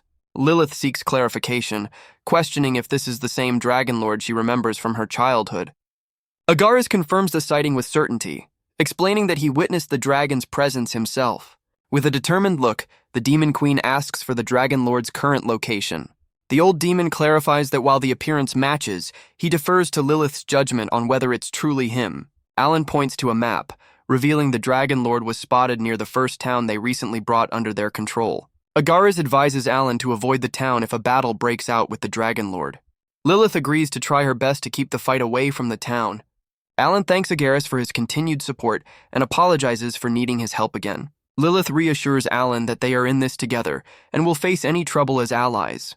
Agaris expresses concern for their safety and urges them to be careful. Lilith sees the encounter with the Dragon Lord as a test of her leadership. The trio arrives at the town, finding it surprisingly calm and peaceful. Alan is surprised by the town's tranquility, expecting a more chaotic scene. A demon recognizes Alan from a previous encounter, sparking his curiosity. Lilith questions the situation, confused by the demon's sudden appearance and gratitude. The Demon Queen angrily corrects a local demon who mistakes her for Alan's daughter. She learns the dragon has been circling for days, yet the townspeople seem unusually calm. Alan notes the discrepancy with Agaris' report, as the demon admits his initial fear has faded into curiosity. Realizing they have incomplete information, Alan decides they must investigate the dragon's behavior firsthand. He theorizes the dragon isn't hostile, but is instead searching for something specific in the area. Their conversation is cut short as both Alan and Lilith sense a powerful presence drawing near. The former hero's instincts flare, confirming his suspicion that the situation is about to escalate. Lilith points to the sky as the townspeople gasp, announcing the Dragon Lord's arrival. The trio stands ready in the town square, the center of attention as all eyes turn upward. A magnificent and imposing dragon descends from the clouds, its massive form casting a shadow over them all. Lilith waves frantically, trying to get the dragon's attention, but Alan notes it's not responding. The former hero looks on in confusion, questioning the dragon's erratic flight path. Sarah observes the dragon's eye, calmly pointing out to her master that something is amiss. The massive creature swoops lower over the town, its presence now undeniably menacing. As the townspeople begin to flee in terror, Alan resigns himself to intervening. He looks up in surprise, realizing the dragon is descending much faster than he anticipated. A panicked Lilith continues to shout, desperately trying to make her old friend recognize her. Drawing his blade, Alan declares he will stop the dragon's advance himself. He reassures his companions with a confident look, promising not to seriously injure the beast. Grabbing both Lilith and Sarah, he warns them to brace for a rough but necessary relocation. With a fierce cry, Alan leaps into action, determined to push the massive beast back. He unleashes a powerful slash with his blade, generating a non-lethal wave of pure force. The Dragon Lord is caught completely off guard, unable to counter the hero's swift attack. A massive whirlwind tears through the sky, a testament to Alan's controlled strength. The great beast is sent spiraling through the air, completely at the mercy of the powerful vortex. Alan watches as the dragon is safely redirected, crashing into the distant mountains away from the town. His companions confirm they're holding on tight, having followed his instructions perfectly. He launches them all into the air, giving a reassuring pat to his anxious boss. The trio soars through the sky, closing the distance to the downed Dragon Lord. He gives a final order, telling them to prepare for an immediate battle upon landing. Lilith questions the dragon's strange behavior, but Alan remains silent, processing the situation. They land near the downed beast, and the Demon Queen desperately tries to call out to her old friend. Without warning, the massive dragon lunges forward, its intentions clearly hostile. A huge claw swipes at Alan, who is stunned by the sudden aggressive movement. The beast unleashes a fiery torrent, forcing the former hero to dodge in surprise. Alan skillfully parries the attack with his blade, deflecting the destructive force. His expression turns serious, realizing this is no mere misunderstanding. The Dragon Lord's eyes gleam with malice as it gathers energy for another devastating strike. A powerful beam of energy erupts from its jaws, aimed directly at the trio. Alan leaps in front of his companions, bracing himself to absorb the full force of the blast. The ground erupts where Alan stood, but he emerges from the dust cloud completely unscathed. He calmly reassures his worried companions, confirming that an attack of that level is no threat to him. Lilith stares in disbelief, unable to understand why her old friend is attacking them with such malice. The Dragon Lord lets out a furious roar, its rage echoing through the mountains. Realizing the dragon's intent is hostile, Alan prepares to get serious, promising a much harsher response. Just as the beast prepares another blast, a determined voice cuts through the tension, halting the hero's advance. To his surprise, the Demon Queen steps forward, placing herself directly between Alan and the enraged dragon. She asks him to stand down, declaring her intention to handle this confrontation herself. He warns her of the immense power they're facing, questioning if she's truly ready for this fight. With unwavering resolve, Lilith confirms she understands the risk, insisting this is a responsibility she must bear alone. Alan studies the dragon's eye, realizing something is fundamentally wrong with the beast. He admits that Lilith sees a connection he can't, a bond that transcends the dragon's current rage. With a confident smile, he agrees to let her handle it, placing his full trust in her judgment. He adds one final serious condition. She is absolutely forbidden from losing this fight. The Demon Queen accepts the challenge, calling out to the dragon as she prepares for their confrontation. The enraged beast lunges forward, its powerful wings creating a massive gust of wind. Lilith counters by soaring into the air, her ancestral sword gathering immense magical energy. She unleashes a devastating shower of light, a magical barrage aimed directly at the charging dragon. The great beast opens its jaws wide, attempting to swallow the attack whole as Lilith watches intently. Overwhelmed by the magical assault, the massive Dragon Lord is sent crashing down from the sky. The dragon crashes into the ground, overwhelmed by the Demon Queen's powerful magical assault. Despite the direct hit, the beast rises again, shaking off the damage as Lilith watches with grim determination. From the sidelines, Alan observes the dragon's resilience, acknowledging its formidable toughness. His sharp eyes spot a large, deep scar on the dragon's body, and he realizes there's more to this than just a rampage. Alan analyzes the beast's power, concluding that while it's strong, it seems weakened and its attacks are predictable. He deduces the old wound is constantly leaking magical energy, and the dragon's advanced age is hindering its recovery. Alan tries to warn Lilith of his discovery, but she fiercely confirms she already knows, and that's why she must be the one to fight. Understanding her resolve, Alan watches as she commits to seeing the battle through to its conclusion. The fierce battle continues, with devastating shockwaves from their attacks tearing through the surrounding landscape.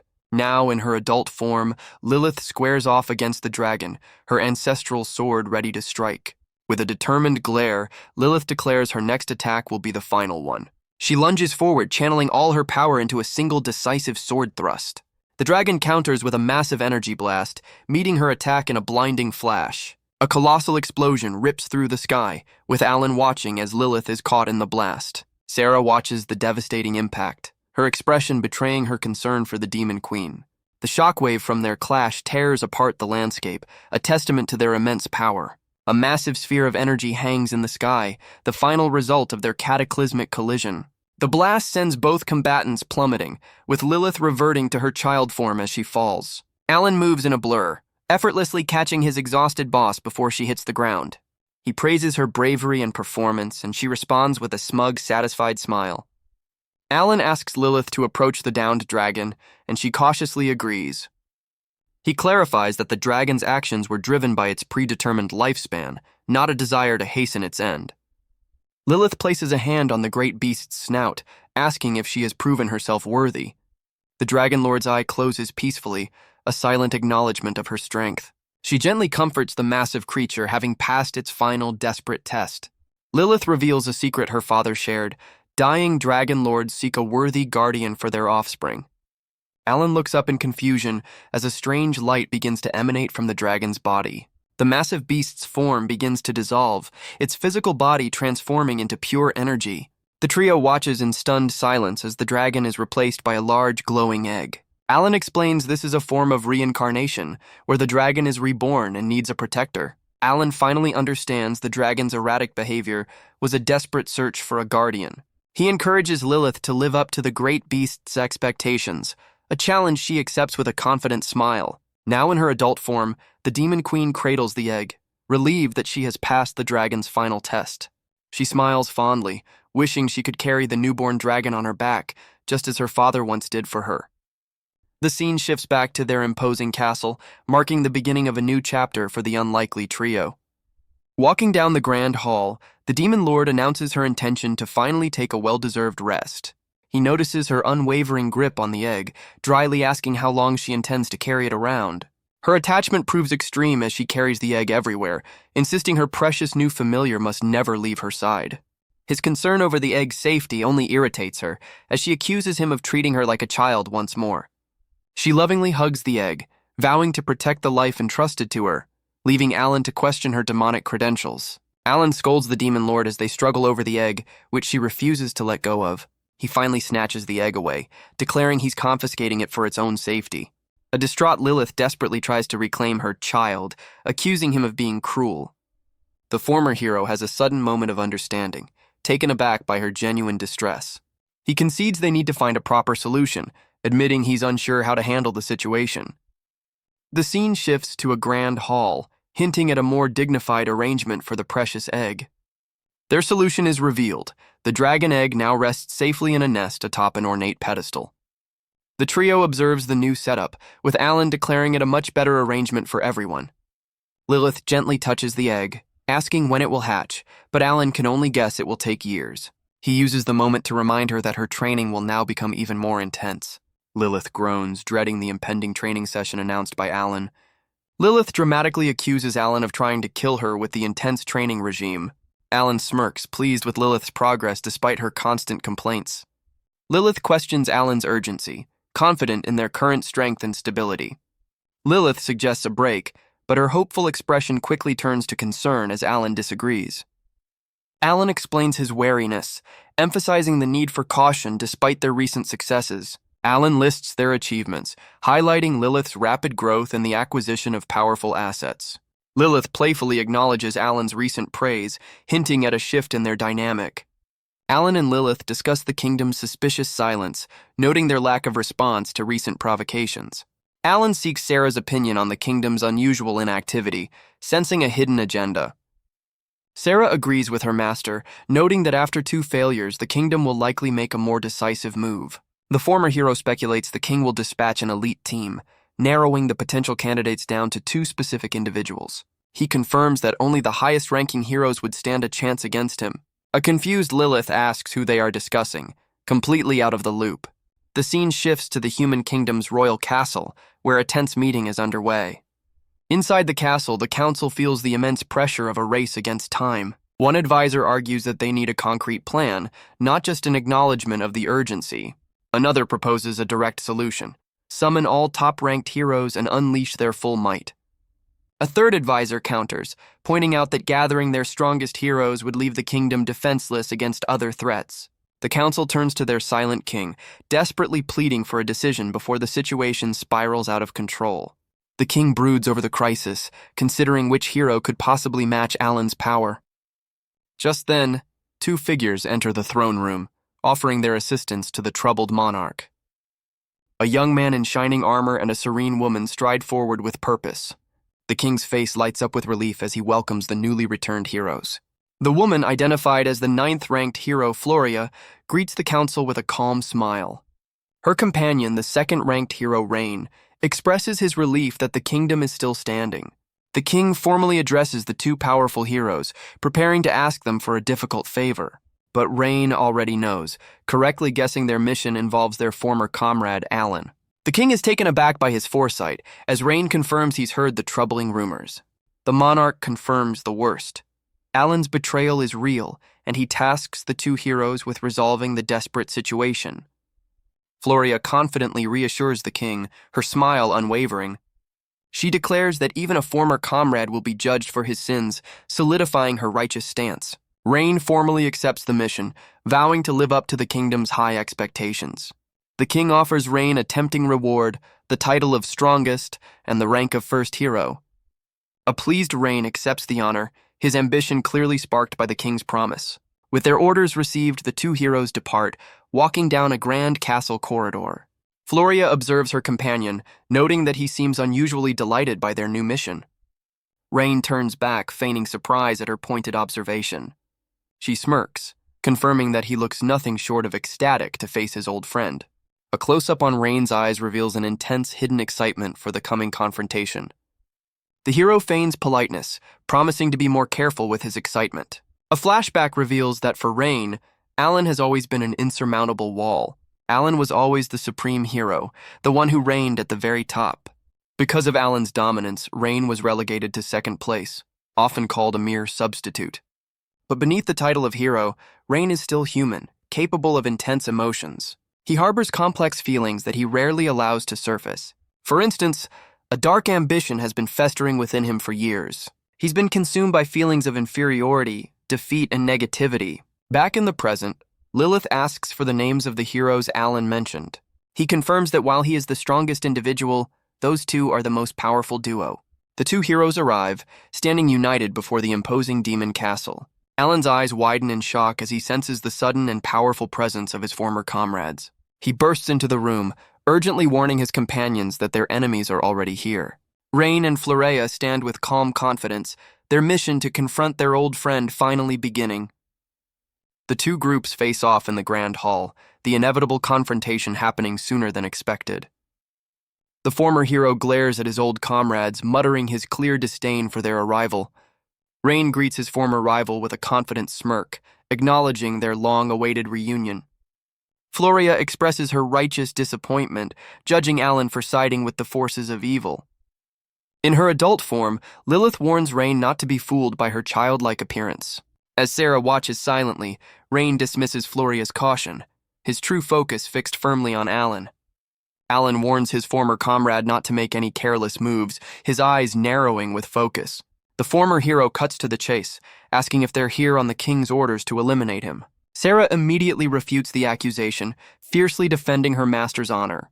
Floria mockingly laments how a supposed hero of justice could succumb to the forces of evil. Her condescending gaze then falls on Sarah, pitying the maid for her tragic loyalty. The insults prove too much for Sarah, whose expression hardens as she vows not to forgive the slight against her master. Sensing her fury, Alan places a hand on her shoulder, entrusting her with a new power. A glowing artifact materializes in his hand, which he then places into hers. He then assigns his team their roles, pitting Lilith and the newly empowered Sarah against Floria. As Alan grins with anticipation, Sarah confirms their mission to a nervous Lilith, telling her to prepare for battle. Alan clenches his fist, knowing that taking out these two heroes will put the kingdom on the defensive. With a determined shout, he explodes forward, closing the distance to begin the duel. The two former comrades meet in a powerful lockup, testing each other's strength in a shower of sparks. The rivals lock eyes, a silent challenge passing between them as the tension mounts. They separate and then clash again in a flurry of strikes, their movements too fast to follow. With a fierce shout, Alan pushes forward, putting all his strength into the exchange. Rain unleashes a powerful counter, sending Alan skidding backward to avoid the blast. Rain smirks confidently, confirming he's going all out and won't hold back against his old rival. Alan meets the glowing blade, accepting the challenge with a sense of honor. His gaze sharpens with resolve, ready to face his former comrade with everything he has. Rain's attack connects, tearing through Alan's shoulder with surprising force. The former hero grits his teeth, momentarily thrown off balance by the unexpected power. Alan is sent skidding across the floor, barely managing to withstand the powerful blow. Rain smirks, admitting he was aiming for a much more decisive strike.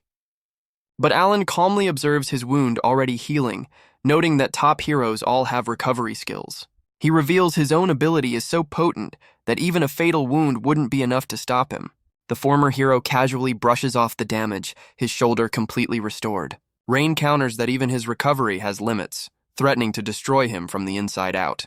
The second-ranked hero declares Alan's reign is over, but the former hero vows he won't surrender his title. Meanwhile, on the other side of the hall, Lilith and Sarah prepare to face off against the determined Florea. Sarah questions Floria's condescending attitude, demanding an explanation. Floria mockingly dismisses Alan's strategy to split them up, calling it a terrible idea. From across the hall, Rain reveals the grim truth. Lilith and Sarah were merely a sacrifice. Floria confidently declares that an ordinary woman and a demon child are no match for a hero of her caliber. Sarah calls out her opponent's arrogance, but Floria insists she is simply stating a fact. With mock sorrow, Floria laments that she must now eliminate her deceived friend Sarah. Sarah's eyes narrow with cold fury, completely unmoved by the hero's crocodile tears. Floria's unwavering ideology is revealed. She will eliminate evil by any means necessary. Her strict adherence to her own virtues earned her the title of the most virtuous hero. She summons her massive cross-shaped holy sword, preparing to deliver her righteous judgment. Floria names her weapon the Holy Sword of Justice, Themis. Lilith stares in disbelief, shocked by the sheer size and power of the weapon. She struggles to comprehend how such a massive, cross-shaped object could be a holy sword. With a prayer on her lips, Floria leaps into the air, preparing to bring her massive weapon down. She declares her intent to deliver a merciful end to her sinful sisters below. The holy sword slams into the ground with devastating force, creating a massive explosion of energy. But Sarah intercepts the blow, effortlessly blocking the attack as Lilith calls out her name in concern. Floria's eyes widen in shock as she senses an undeniable holy power emanating from Sarah's blade. With a confident smirk, Sarah declares she is no ordinary human, but the personal mate of the strongest hero. The artifact Alan gave her is revealed to be the Holy Sword of Protection, Athena, a weapon he carries within himself. The sword's unique power is explained. It can fuse with any object, allowing a non-hero owner to wield holy power. Sarah unleashes this new power, her weapon clashing evenly against Floria's massive holy sword. A stunned Lilith watches her maid single-handedly push back the 9th-ranked hero. Sarah admits she can't win alone, turning to her master and asking for her strength. Lilith transforms into her adult form and eagerly agrees to fight alongside her newly empowered maid. Floria mockingly calls their bravery unfortunate, but Sarah confidently vows they will defeat her. The combined power of the demon lord and the empowered maid radiates through the hall as they prepare their assault. The scene shifts back to the other duel, where Alan and Rain remain locked in a tense, sparking stalemate. Rain acknowledges his rival's enduring strength, a sentiment Alan returns with a confident smirk. Rain's friendly demeanor shatters, revealing his deep-seated resentment over always being second to Alan's power. Rain reveals that while Alan may have seen him as insignificant, his rival was always his most important goal. He unleashes his fury, confessing his entire life has been a relentless pursuit of Alan's power. The second-ranked hero expresses his disappointment, taunting Alan for his seemingly lackluster performance. But Alan calmly counters, asking if Rain truly believes he's seen his full strength after such a brief exchange. Rain stammers, struggling to find a response to the former hero's unwavering confidence. He then shifts his attack, expressing mock shock at how easily Alan's supposed justice was corrupted. The former hero doesn't deny his betrayal, but firmly states the kingdom's actions were the root cause. Alan points out Rain's earlier assumption was wrong, revealing there's more than one difference between them. He turns the tables, asking his rival if he truly has everything he desires in his current position. Alan then questions Rain's quality of life, probing whether his title as a hero allows for any personal freedom. He explains that a hero's life is a constant struggle, needing money to live and rest to survive. He challenges his rival, questioning if Rain truly understands the heavy burdens that come with his position. But Rain defiantly declares he will live as a hero, no matter the cost. Rain realizes with a shock that Alan's power is amplifying, suggesting he was holding back until now. The source of the power boost is revealed to be Floria's holy sword, Themis, which enhances her allies. Alan realizes the sword's area of effect is larger than he anticipated, making the duo incredibly troublesome. With the odds stacked against him, the former hero decides there's no longer any reason to hold back. The two rivals clash again, their movements becoming a blur of speed and overwhelming power. Rain demands his rival fight seriously, declaring his lifelong ambition is to finally surpass the strongest. The former hero smirks, accepting the challenge and promising to unleash his full strength. The force of Sarah's counterattack sends a powerful shockwave across the upper level of the hall. Floria mockingly notes that her opponent's initial burst of power was impressive, but short-lived. Lilith stares at her maid, finally grasping the true extent of her newfound strength.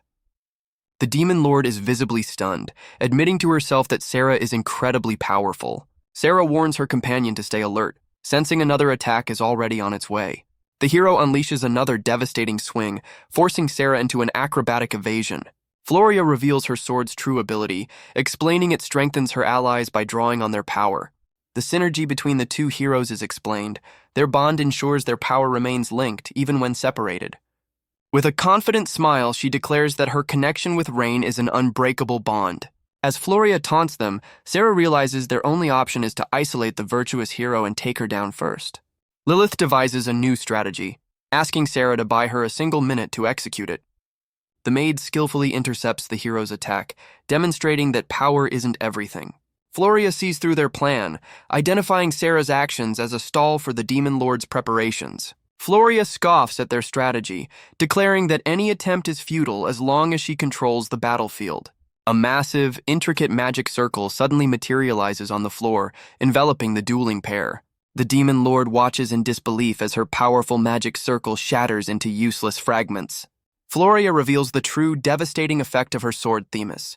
It inhibits all magic within its domain. With her magic nullified, the Demon Lord is struck by a powerful unseen blow. But the hero's victory is short-lived, as Lilith reveals the failed spell was merely a diversion. The true magic circle activates high in the air, trapping the virtuous hero within its powerful confines. With a smug grin, Lilith reminds the hero that she foolishly walked into the Demon Lord's trap-filled castle. Floria realizes her magic-inhibiting sword is useless against the castle's pre-existing enchantments. The hero is trapped as a massive barrier, cast on the entire castle, activates beyond her sword's reach. Lilith coldly informs her opponent that it's far too late to escape their carefully laid trap. As Floria prepares for the next assault, Sarah calmly readies her own counter-strategy. The hero is stunned as Lilith reveals her true plan, a look of surprise crossing her face. A brilliant holy light emanates from Sarah's hand, signaling a new phase of the battle. Lilith entrusts her power to the maid, revealing the holy sword Athena's unique fusion ability. Sarah lunges forward with incredible speed, ready to unleash this newly combined power. The Demon Lord declares that Athena's fusion ability even works on living beings, sealing Floria's fate. With a look of grim determination, Sarah prepares to unleash the full force of their combined power. She delivers a single devastating blow that sends the virtuous hero flying across the grand hall. Floria crashes to the floor, defeated and groaning in pain from the overwhelming attack. The Demon Lord and her maid share a moment of triumph, their risky strategy having paid off. But as they observe their fallen foe, they realize she is down but not entirely out of the fight. Even in defeat, Floria laments Sarah's tragic fate, still convinced she has been deceived by evil. Lilith angrily refutes the hero's simplistic view, challenging her assumption that all demons are malevolent. Sarah calmly asserts her own free will, telling Floria to stop making false judgments about her loyalty. The fallen hero smirks, revealing the battle is far from over as long as her bond with Rain remains. A massive surge of holy power erupts from Floria, flowing directly toward her fighting comrade. Lilith and Sarah observe their fallen opponent, with the Demon Lord declaring their side of the battle settled. In a symbolic victory, Sarah stands over the defeated Floria, marking the end of their intense confrontation. The scene flashes back a few minutes, returning to the still-raging duel between Alan and Rain. Alan looks on in surprise as Rain absorbs the massive surge of holy power sent by his defeated comrade. Now supercharged, Rain unleashes a ferocious new assault, forcing Alan onto the defensive. The second-ranked hero channels this amplified energy, unleashing a devastating wave from his sword.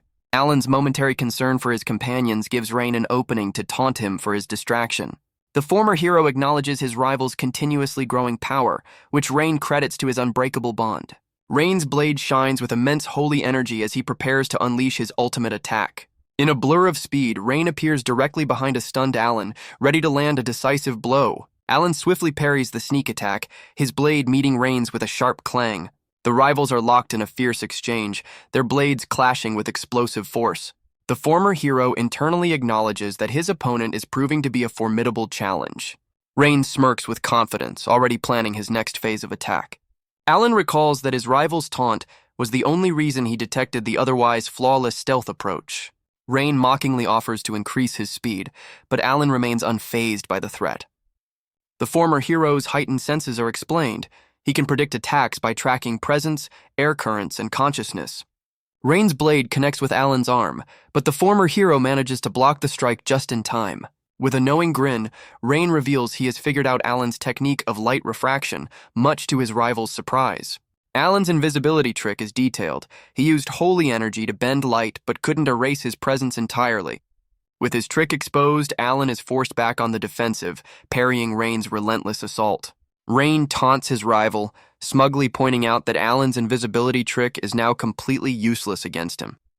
Unfazed, Alan acknowledges his opponent's cleverness and prepares for the next phase of their duel. Rain unleashes a new technique, causing his holy sword to radiate with an intense, blinding light. The former hero finds himself surrounded by floating orbs of light, realizing he's been trapped with no clear escape route. He realizes with a jolt that Rain secretly deployed this trap during their previous high-speed exchange. With his opponent cornered, Rain prepares to unleash a devastating attack on the trapped hero. The orbs of light begin to ricochet within the barrier, creating a chaotic cage of high-speed projectiles. Rain reveals the barrier's terrifying ability. It reflects any attack with double the power, creating an inescapable feedback loop. The former hero is engulfed in a massive explosion as the amplified attacks detonate all at once. Rain stares in disbelief, convinced he has finally overwhelmed his formidable rival. The second-ranked hero is left speechless as Alan emerges from the blast without a single scratch. With a confident smirk, Alan reveals his opponent's complex trap has given him the perfect opening. His rival is left reeling, unable to process how Alan emerged from the inescapable trap completely unharmed. Alan explains that since dodging or defending was futile, he opted to dismantle the entire attack at once. He reveals his counterattack, using his primordial holy sword to effortlessly cut down the closest orbs of light. He then dispatched the distant orbs using precisely aimed vacuum blades fired from his weapon, Odin. The seemingly devastating explosion was just a controlled manipulation of air currents designed to fool his opponent. The former hero reveals the true nature of his trap. He left pockets of vacuum where the orbs once were. The second-ranked hero grits his teeth in frustration, finally realizing he was cleverly tricked into hitting himself. Alan smirks, acknowledging that his rival is quick to catch on. Rain grits his teeth, vowing that their battle is far from over. Without hesitation, the second-ranked hero lunges forward in a whirlwind of motion. The two rivals meet in another furious clash of blades, sparks flying from the impact.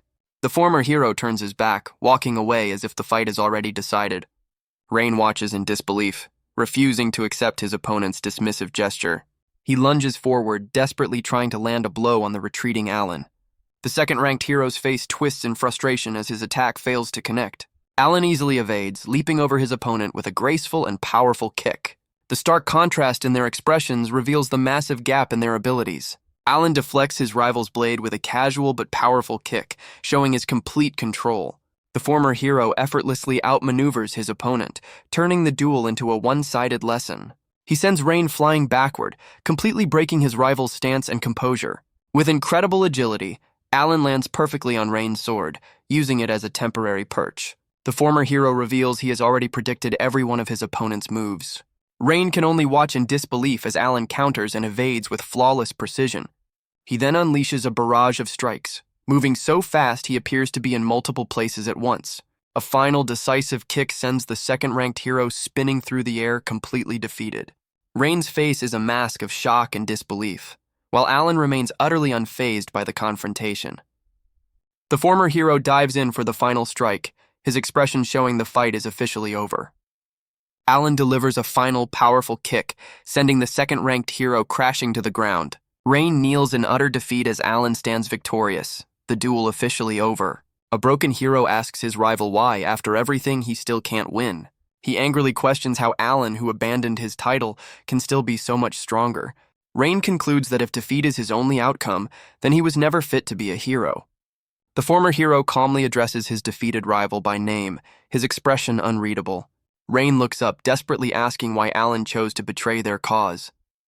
Alan calmly reminds him that he was the one who was betrayed first, but Rain refuses to accept this, insisting that Alan's heart and soul are still that of a hero. He declares that Alan remains the strongest hero, offering his own survival as proof of his rival's mercy. He reveals his new mission, to help the young demon lord realize her dream of coexistence. The former hero clarifies that abandoning his title doesn't mean he's become their enemy. The defeated hero questions this seemingly impossible dream, admitting it would be a wonderful reality. Alan admits he had doubts, but this battle has solidified his resolve to forge his own path. With a confident smirk, he declares that titles are meaningless and Rain can call him whatever he wishes. Rain has an epiphany, realizing that Alan's selfless desire for others' happiness is the true mark of a hero. As his group departs, Alan vows to remain the strongest hero, leaving his defeated comrades behind. Sometime later, Lilith approaches the two heroes, asking if their wounds have fully healed. Rain confidently confirms their recovery, reminding her that heroes are exceptionally resilient. For the final time, Rain asks if his rival will return, but Alan firmly rejects the offer. His new goals set. Alan gives the flustered demon lord a pat on the head, explaining this is why he chose to support her. Rain correctly guesses that Alan is referring to her dream of coexistence between all races. Floria then asks the demon lord if this seemingly impossible dream is what she truly desires. With a determined grin, Lilith vows to make her father's dream of coexistence a reality. Rain reflects on this noble goal, admitting such a dream had never once crossed his mind. He admits his frustration that someone weaker than him possesses a much grander vision. The second-ranked hero observes their dynamic, comparing it to that of a master and pupil or even family. Lilith overhears and defensively insists that she is also growing much stronger. The suggestion of a sibling relationship leaves both Alan and Lilith completely bewildered. The two point at each other, simultaneously questioning what part of their dynamic could ever be considered familial. Floria casually dismisses Lilith's concern, stating she's not weak enough to be incapacitated by their fight. The virtuous hero smirks, amused by how perfectly in sync Alan and Lilith were in their earlier confusion. With unwavering confidence, Floria calmly acknowledges that she was indeed defeated in their battle. Lilith remains unimpressed, questioning how the hero can be so composed after such a clear loss. The hero's conviction is revealed. Her black and white view of justice remains unshaken, regardless of the outcome. Rain apologizes for his selfish actions, but Floria reassures him that no apology is necessary. She places her complete faith in her partner, agreeing to acknowledge Alan's group if Rain deems them worthy. Alan observes their close bond, noting the immense trust Floria has in her fellow hero. The conversation is overheard by a less than pleased Lilith and Alan, who realize they're the topic of discussion. Stepping forward with newfound confidence, the Demon Lord makes the two heroes an audacious offer to join her side. The two heroes are stunned by the offer, reminding the Demon Lord of their allegiance.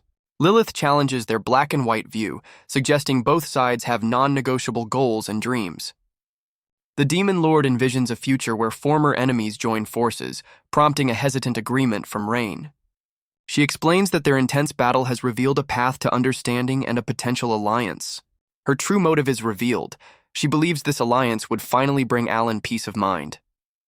The former hero is taken aback, realizing her audacious offer stems from genuine concern for him. Alan warmly agrees, admitting that the strength of his former comrades has always been a source of reassurance. Despite the heartfelt moment, Rain gently rejects the offer, citing their duty to protect humanity. Rain now understands Alan's decision, acknowledging the Demon Lord's remarkable character. With unwavering pride, Alan declares his role as her subordinate, confident she will one day become the great Demon Lord. Rain acknowledges Lilith's offer, admitting her dream of coexistence is a serious and worthy goal. He then offers his and Floria's future assistance, promising to help when the time is right. Floria readily agrees with her partner, confirming their new understanding with a confident smile. The Demon Lord is overjoyed by their support, her face lighting up with renewed hope. Alan then turns to his former rival, making a surprising confession that he has always been jealous of Rain. A flashback reveals the lonely burden of his past, fighting countless battles without anyone to rely on. He confesses that he was constantly plagued by the fear of betrayal, making him envious of those with trusted allies. Rain looks on with new understanding, but Alan points out that his rival now has the very thing he envied, a team he can trust. The Demon Lord, however, erupts in frustration, reminding everyone that her journey has only just begun. Alan smirks, dryly noting that while Sarah is reliable, Lilith is still far too weak for him to relax just yet. Sarah reaffirms her unwavering loyalty, vowing to follow Alan for the rest of her life. With the battle concluded, Alan watches as his former comrades prepare to depart. The two heroes bid a swift farewell, disappearing in a flash of light. Floria offers a parting warning, promising to return if they step out of line. Left in the aftermath, a weary Lilith remarks on the intensity of the recent confrontation. She quickly snaps back to business, reminding Alan of his duties as her subordinate. The demon lord then shyly admits that she doesn't mind their current living arrangement. Getting defensive, she insists that she is also trying her best to grow stronger. Her flustered reaction brings a smile to Alan's face, who finds their life together quite comfortable. Pleased by his response, Lilith gives him a smug and satisfied grin.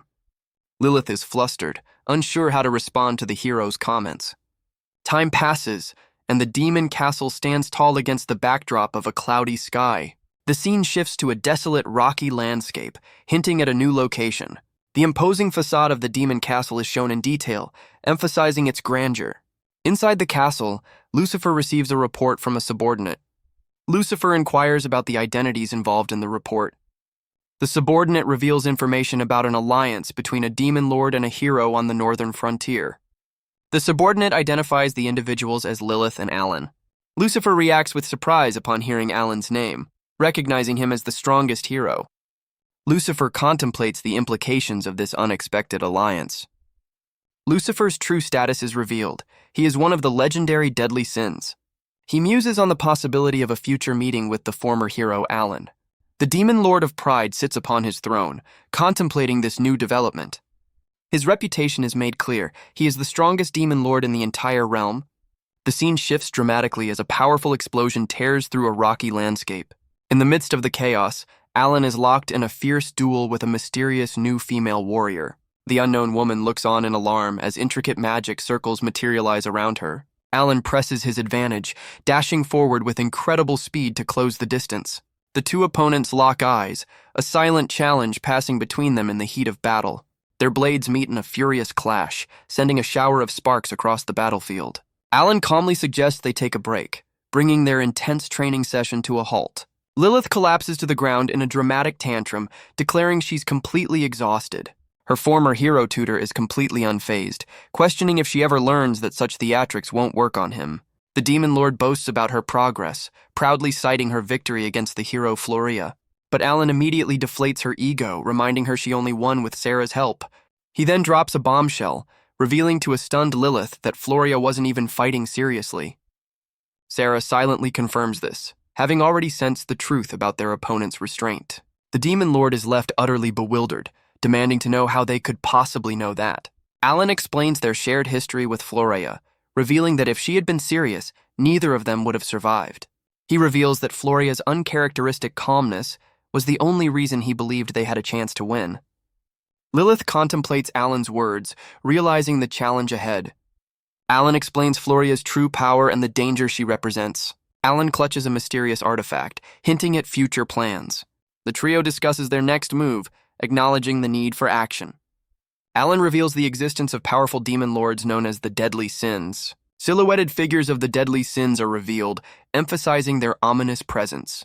The 7 Deadly Sins are named, highlighting their individual titles. Alan reveals he has fought a deadly sin before, raising questions about the encounter. Alan explains the immense threat posed by the Deadly Sins if they unite against humanity.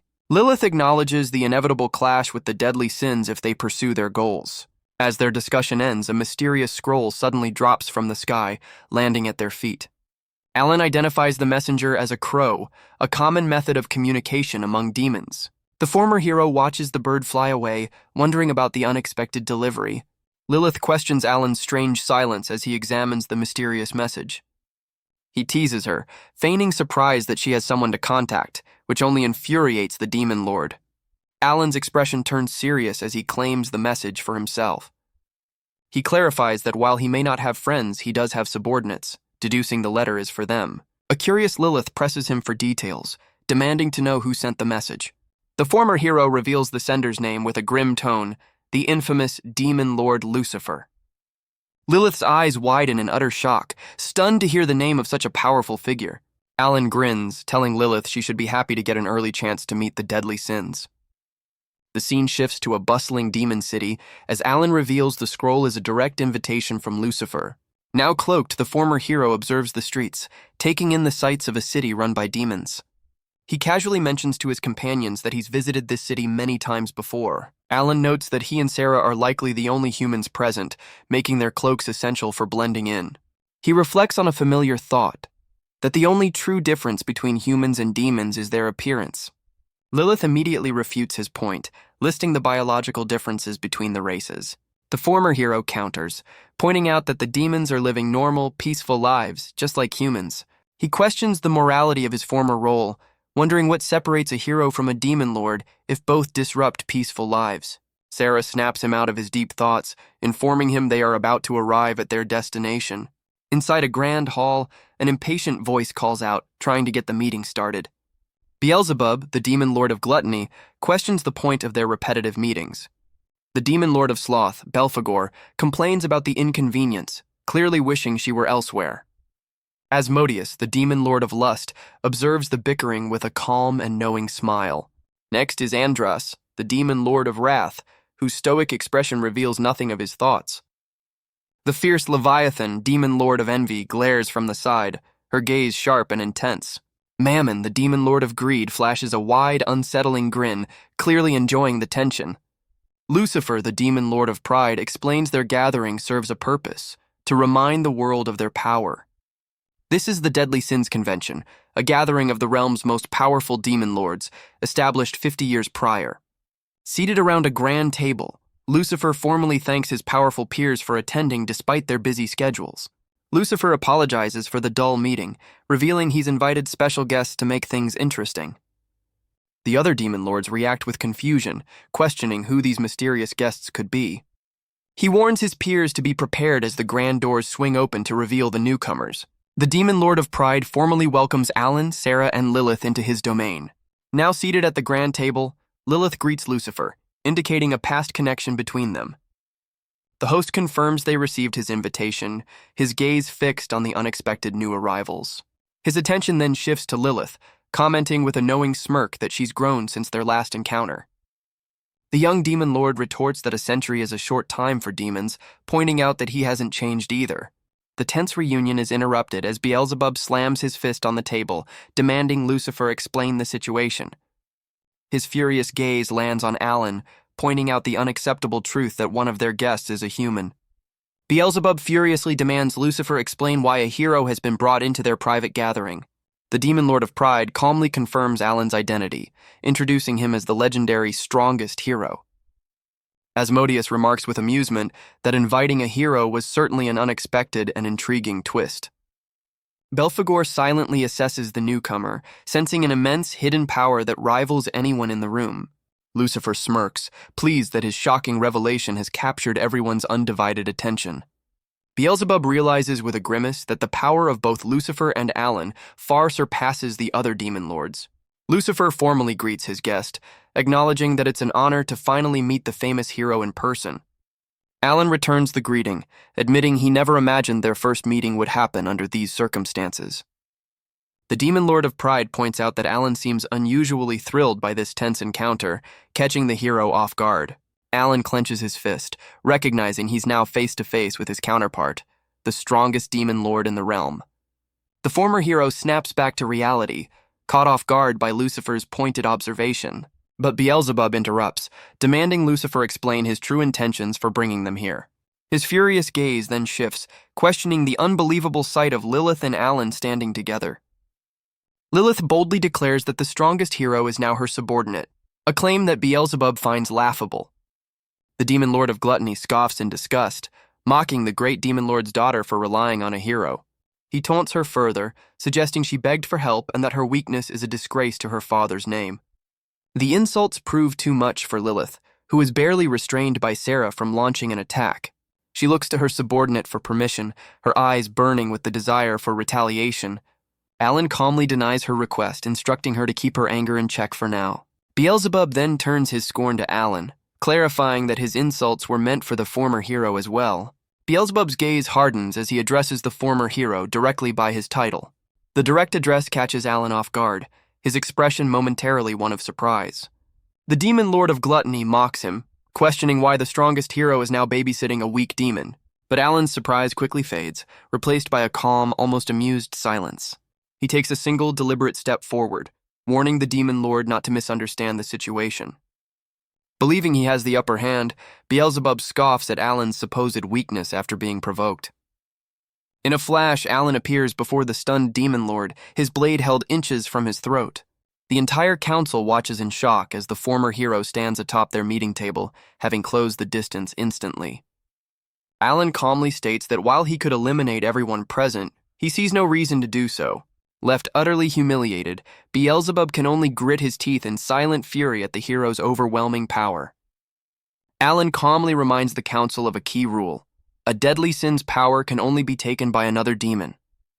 He then declares his unwavering confidence in Lilith, vowing to train her until she becomes the strongest great demon lord. The former hero clarifies that defeating the deadly sins is not his job, but Lilith's. Lucifer smirks, questioning if Alan truly believes Lilith can defeat them all. Alan corrects the assumption, stating he's not her subordinate but a friend who shares her father's dream. Lilith is completely stunned by this sudden redefinition of their relationship. Lucifer's interest is piqued as he questions the nature of the great demon lord's ideal. Alan lets out a soft laugh, which only infuriates the still humiliated Beelzebub. The former hero realizes with a jolt that Beelzebub is completely unaware of the great demon lord's true dream. Alan calmly states that their objective here is to make that very dream known to everyone present.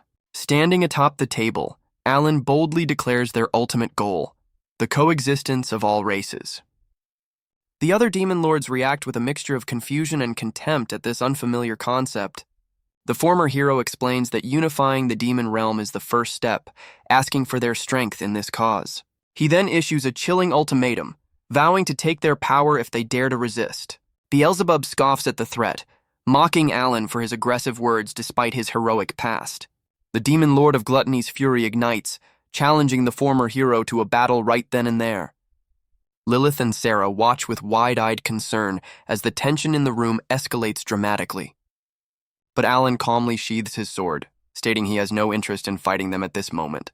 His expression hardens as he adds a dangerous condition: if they insist, he will gladly accept their challenge. A tense standoff ensues, with the former hero facing down the enraged demon lord of gluttony. Lucifer calmly steps in, acknowledging the former hero's bold declaration and suggesting they halt the confrontation. The demon lord of pride reminds everyone of their pact, which forbids any combat during their meetings unless provoked. A frustrated Beelzebub grumbles, annoyed that his chance to fight has been spoiled. The demon lord of gluttony scoffs at the hero, dismissing his words as nothing more than trickery. Alan smirks, realizing Beelzebub's insults were a deliberate attempt to provoke a fight. With the tension diffused, Lucifer abruptly ends the meeting, much to the confusion of the other demon lords. Alan's expression hardens as he sarcastically agrees that they should all try to be good friends. Later, as they walk through the city, Lilith angrily calls out Alan for what she perceives as unfairness. She furiously reminds him that he told her to stand down, yet he immediately jumped into the fray himself. Alan casually admits he was seriously considering taking them all on, leaving his companions stunned by his audacity. Sarah questions his restraint, wondering why he didn't just defeat Beelzebub on the spot.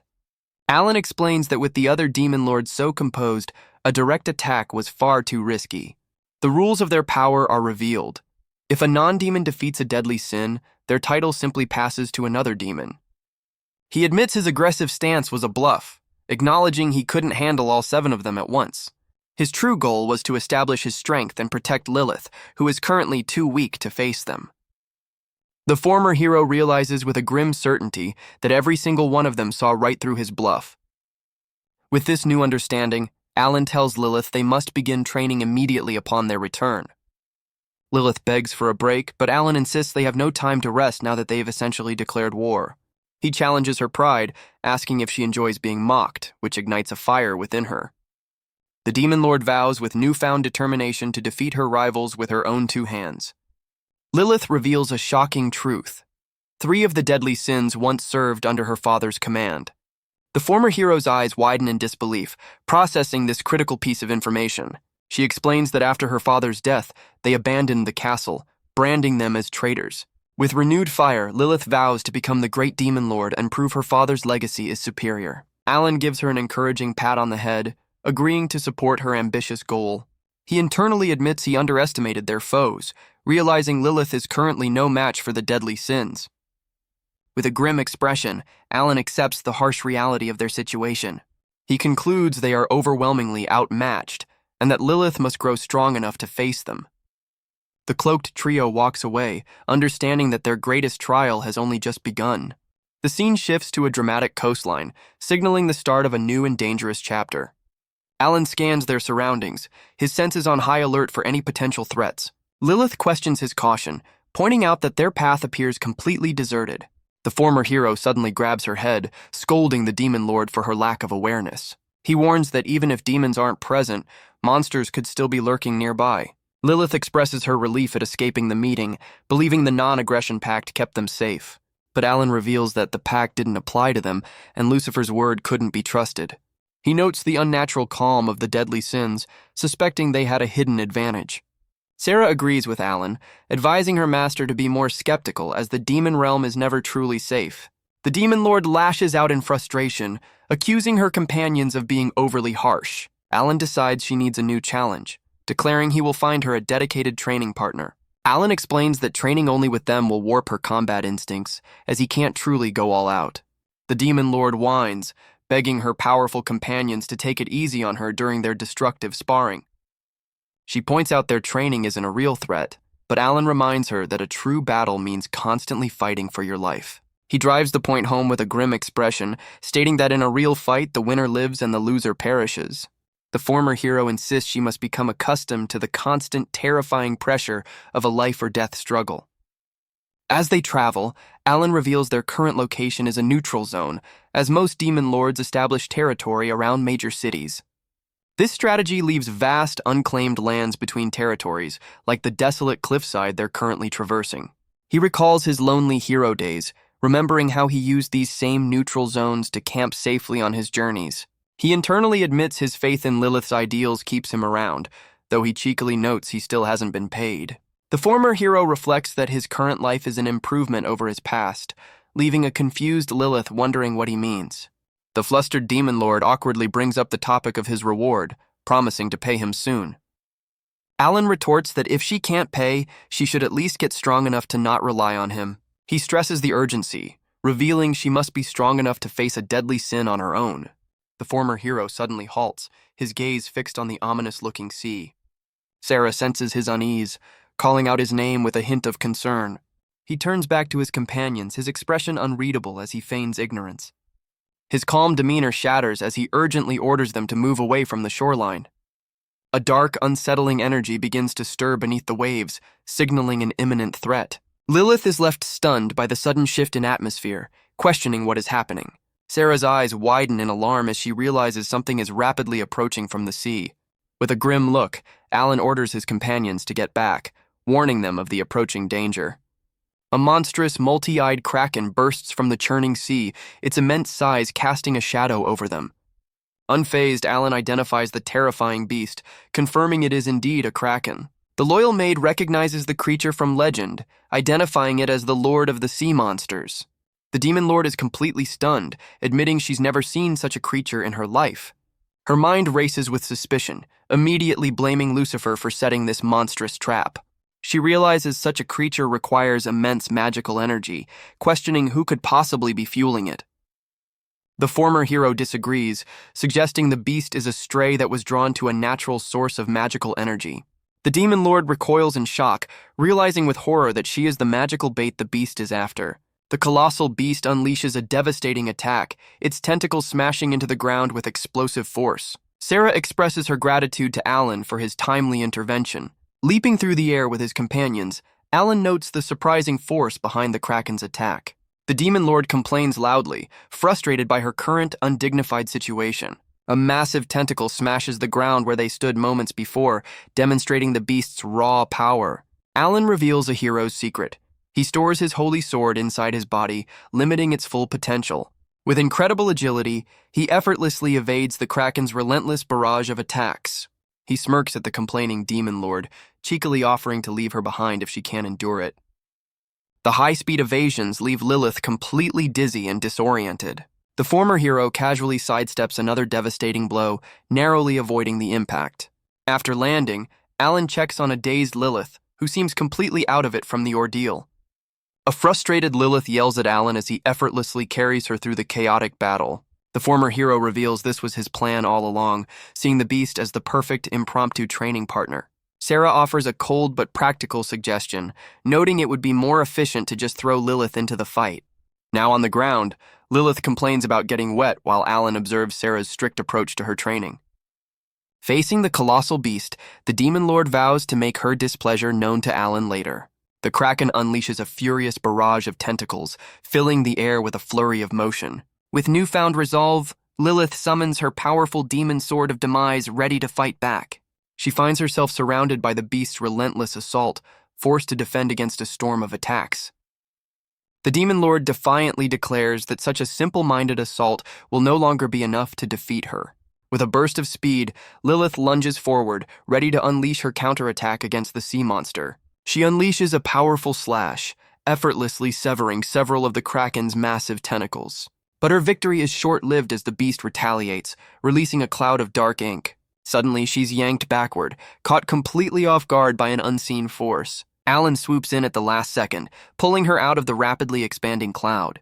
Sarah quickly identifies the substance, covering her mouth as she warns Alan about its properties. The former hero reveals the ink is a potent neurotoxin, capable of paralyzing anyone who touches it. Now trapped in the toxic mist, Lilith realizes her senses are failing and the kraken has vanished from sight. Blinded and disoriented, she's struck by a powerful blow from the hidden beast. To her horror, she realizes the severed tentacles are rapidly regenerating, making the monster seemingly invincible. But instead of despairing, Lilith uses the beast's own regenerating limb as a springboard for her next attack. Lilith carves through the regenerating tentacles, turning the chaotic battlefield to her advantage. She deduces that the beast's constant regeneration has drained its magic, finally exposing its vulnerable core. With a final determined cry, she dives toward the sea monster, aiming to deliver the finishing blow. The Demon Lord and the kraken lock eyes, a moment of tense stillness before the decisive strike. But her attack is interrupted as a mysterious, complex magic circle suddenly appears, trapping them both. A strange power floods Lilith's body, leaving her and a watching Alan completely bewildered by this new development. A new figure appears within the circle, casually observing the scene with an air of understanding. The newcomer reveals his motive, stating that the kraken's defeat would interfere with his future business plans. Sarah's eyes widen in recognition, realizing the identity of their unexpected guest. The mysterious figure lands gracefully on the magic circle, making his grand entrance into the fray. Alan greets the newcomer with a familiar smile, indicating he knows her. He calls out her name, Rampo, as she stands confidently on the magic circle. The 12th-ranked hero, Rampo, turns and respectfully greets her former senior, Alan. She cheerfully notes their reunion must be fate, unfazed by the chaotic scene. Rampo's power is revealed. Her holy sword Kairos has frozen both Lilith and the kraken in time. The former hero seems impressed, acknowledging that she's clearly learned from his past lessons. Her technique is a clever manipulation of space-time, concentrating her power to extend its duration. Rampo cheekily credits her own motto of efficiency and profit, denying Alan taught her everything. A furious Lilith, completely paralyzed except for her mouth, demands to know who this person is. The new hero sighs with mild annoyance, seemingly unconcerned by the Demon Lord's outrage. Rampo coldly threatens to silence the outraged Demon Lord for interrupting her reunion with Alan. Alan calmly addresses his former junior, asking her to release his companion from her time-stopping spell. With a simple command, Rampo releases her hold on time, freeing both the Demon Lord and the kraken. The moment time resumes, the kraken unleashes a powerful attack, which Lilith swiftly parries. Alan once again swoops in, pulling the Demon Lord out of the path of a devastating tentacle strike. The force of the evasion sends a startled Lilith tumbling through the air. Despite the chaos, Alan offers a rare compliment, acknowledging that Lilith has indeed grown stronger. The Demon Lord, however, seems less than pleased by his praise, turning away with a pout. With the immediate threat seemingly gone, Alan questions Rampo about how much she knows of his recent activities. Rampo reveals she knows everything, from his betrayal by the kingdom to his alliance with the young Demon Lord. Alan questions his former junior's sudden appearance and her reasons for interfering with the kraken. Rampo smugly reveals that information is her greatest weapon, both in battle and in business. She explains her true motive. The kraken's regenerating limbs are a valuable resource she intends to profit from. Lilith realizes with annoyance that the new hero is driven entirely by business, not justice. With a calm smile, Alan formally introduces his former colleague, the hero Rampo. A frustrated Lilith points at the newcomer, demanding Alan explain who this mysterious hero is. Rampo coldly dismisses the Demon Lord's outburst, calling her a mannerless child. The insult ignites Lilith's temper, but Rampo only mocks her for her childish reaction. Alan steps in to de-escalate, teasing Lilith that she's about to cry, which she vehemently denies. Rampo reluctantly agrees to stop, but only because her former senior Alan requested it. The new hero affectionately clings to Alan's arm, professing her deep respect for her former senior. Alan explains that unlike other heroes who follow the kingdom's orders, Rampo operates as an independent contractor. This special arrangement allows her to cooperate with the kingdom in her own unique way. In fact, she's the only hero who works independently, earning money by dealing with humans, demons, and demi-humans alike. She reassures the group of her neutrality, confirming she has no orders to oppose them and knows their full story. Alan breathes a sigh of relief, cheekily noting that he's glad they won't have to save up money to fight her. She smirks, noting that making an enemy of the strongest hero would be an unprofitable venture, and asks what they've been doing. After a moment of consideration, Alan agrees that their recent encounter was indeed perfect for gaining combat experience. After hearing about the Deadly Sins convention, Rampo reveals she knows the perfect training partner for Lilith. She confidently promises this new training partner will be far tougher than the Kraken and offers to lead the way. The group arrives at an impressive castle, their new destination. Grand doors swing open, revealing the path into the castle's throne room. Rampo apologizes for their tardiness as they enter a grand throne room. Seated on a throne is Lieba, a B-rank demon lord who welcomes Rampo and eyes her new guests. Alan observes the new demon lord, admitting to himself that he knows little about her capabilities. He questions why Lieba would so easily welcome potential enemies into her domain. Rampo casually introduces her companions as friends, specifically pointing out the famous hero, Alan. Lieba admits to feeling an overwhelming sense of awe, clarifying she has no intention of fighting the legendary hero. Alan pats a disgruntled Lilith on the head, explaining they are only there to train. The demon lord erupts in frustration, angrily reminding Alan of her authority over him. The new demon lord, Lieba, correctly identifies her unexpected guest as Lilith. She reveals a rumor is spreading that the great demon lord's daughter has the strongest hero as her servant. Alan awkwardly brushes aside the servant comment, asking about the training partner Rampo promised. With a gesture, Lieba agrees to explain, leading the group deeper into her domain. She reveals a hidden area beneath her castle, inherited from a predecessor, now home to a troublesome monster. The group descends into a long, dark corridor, the air thick with ancient mystery. The former hero considers the possibility of discovering a previous demon lord's hidden legacy. Lieba admits she's a poor match for the beast, which can phase through walls and ceilings. Alan questions the wisdom of defeating a monster that might be part of this legacy. But Lieba insists, stating she'd rather have the unknown threat eliminated from her castle. Lieba reveals her true motive. With the monster gone, she can finally focus on her business partnership with Rampo. The narration explains that Lieba, lacking the power to challenge the Deadly Sins, chose to secure her territory through commerce. Alan recalls what he learned on the way. Lieba chose to pursue wealth over power to protect her status and territory. Their shared interest in commerce is what brought them together, with Rampo making a business proposal that forged their alliance. Lieba leads the group to a massive, reinforced door, announcing they have arrived at their destination. Alan confirms with Lieba that the troublesome monster is sealed behind these very doors. Rampo cheekily suggests that Alan should go inside and judge the perfect training partner with his own eyes. After a brief moment of consideration, the former hero agrees to his junior's proposal.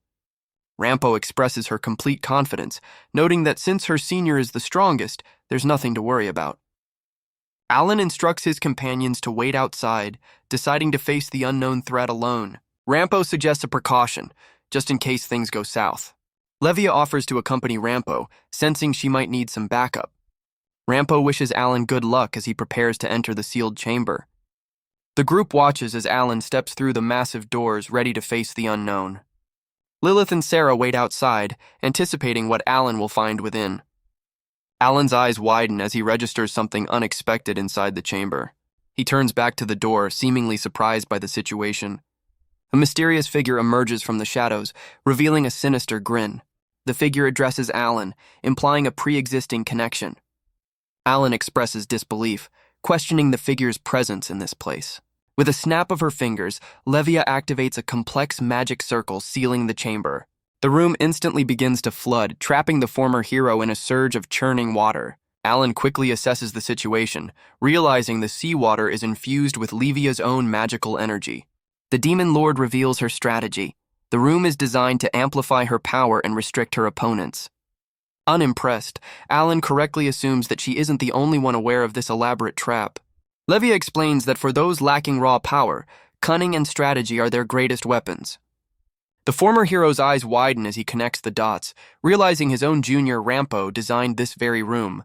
He acknowledges Rampo's cleverness, understanding how she uses her intellect to rival even the deadly sins. A familiar voice apologizes from afar, explaining that this betrayal is simply a matter of business. Alan looks up with a knowing expression, calmly asking if his former junior is watching the show. Lieba reveals the terms of her contract to find a suitable test subject for this very room. Rampo reassures him that his companions are safe, but only until the battle is over. The former hero's first concern is for his companions, questioning if they are truly safe from the betrayal. Lieba offers a chilling promise, vowing to eliminate his friends after he's gone so he won't be alone. Alan smirks, completely unfazed, stating that a simple trap like this is hardly enough to earn him the title of strongest. The monstrous figure dismisses his confidence, eager to prove the hero wrong.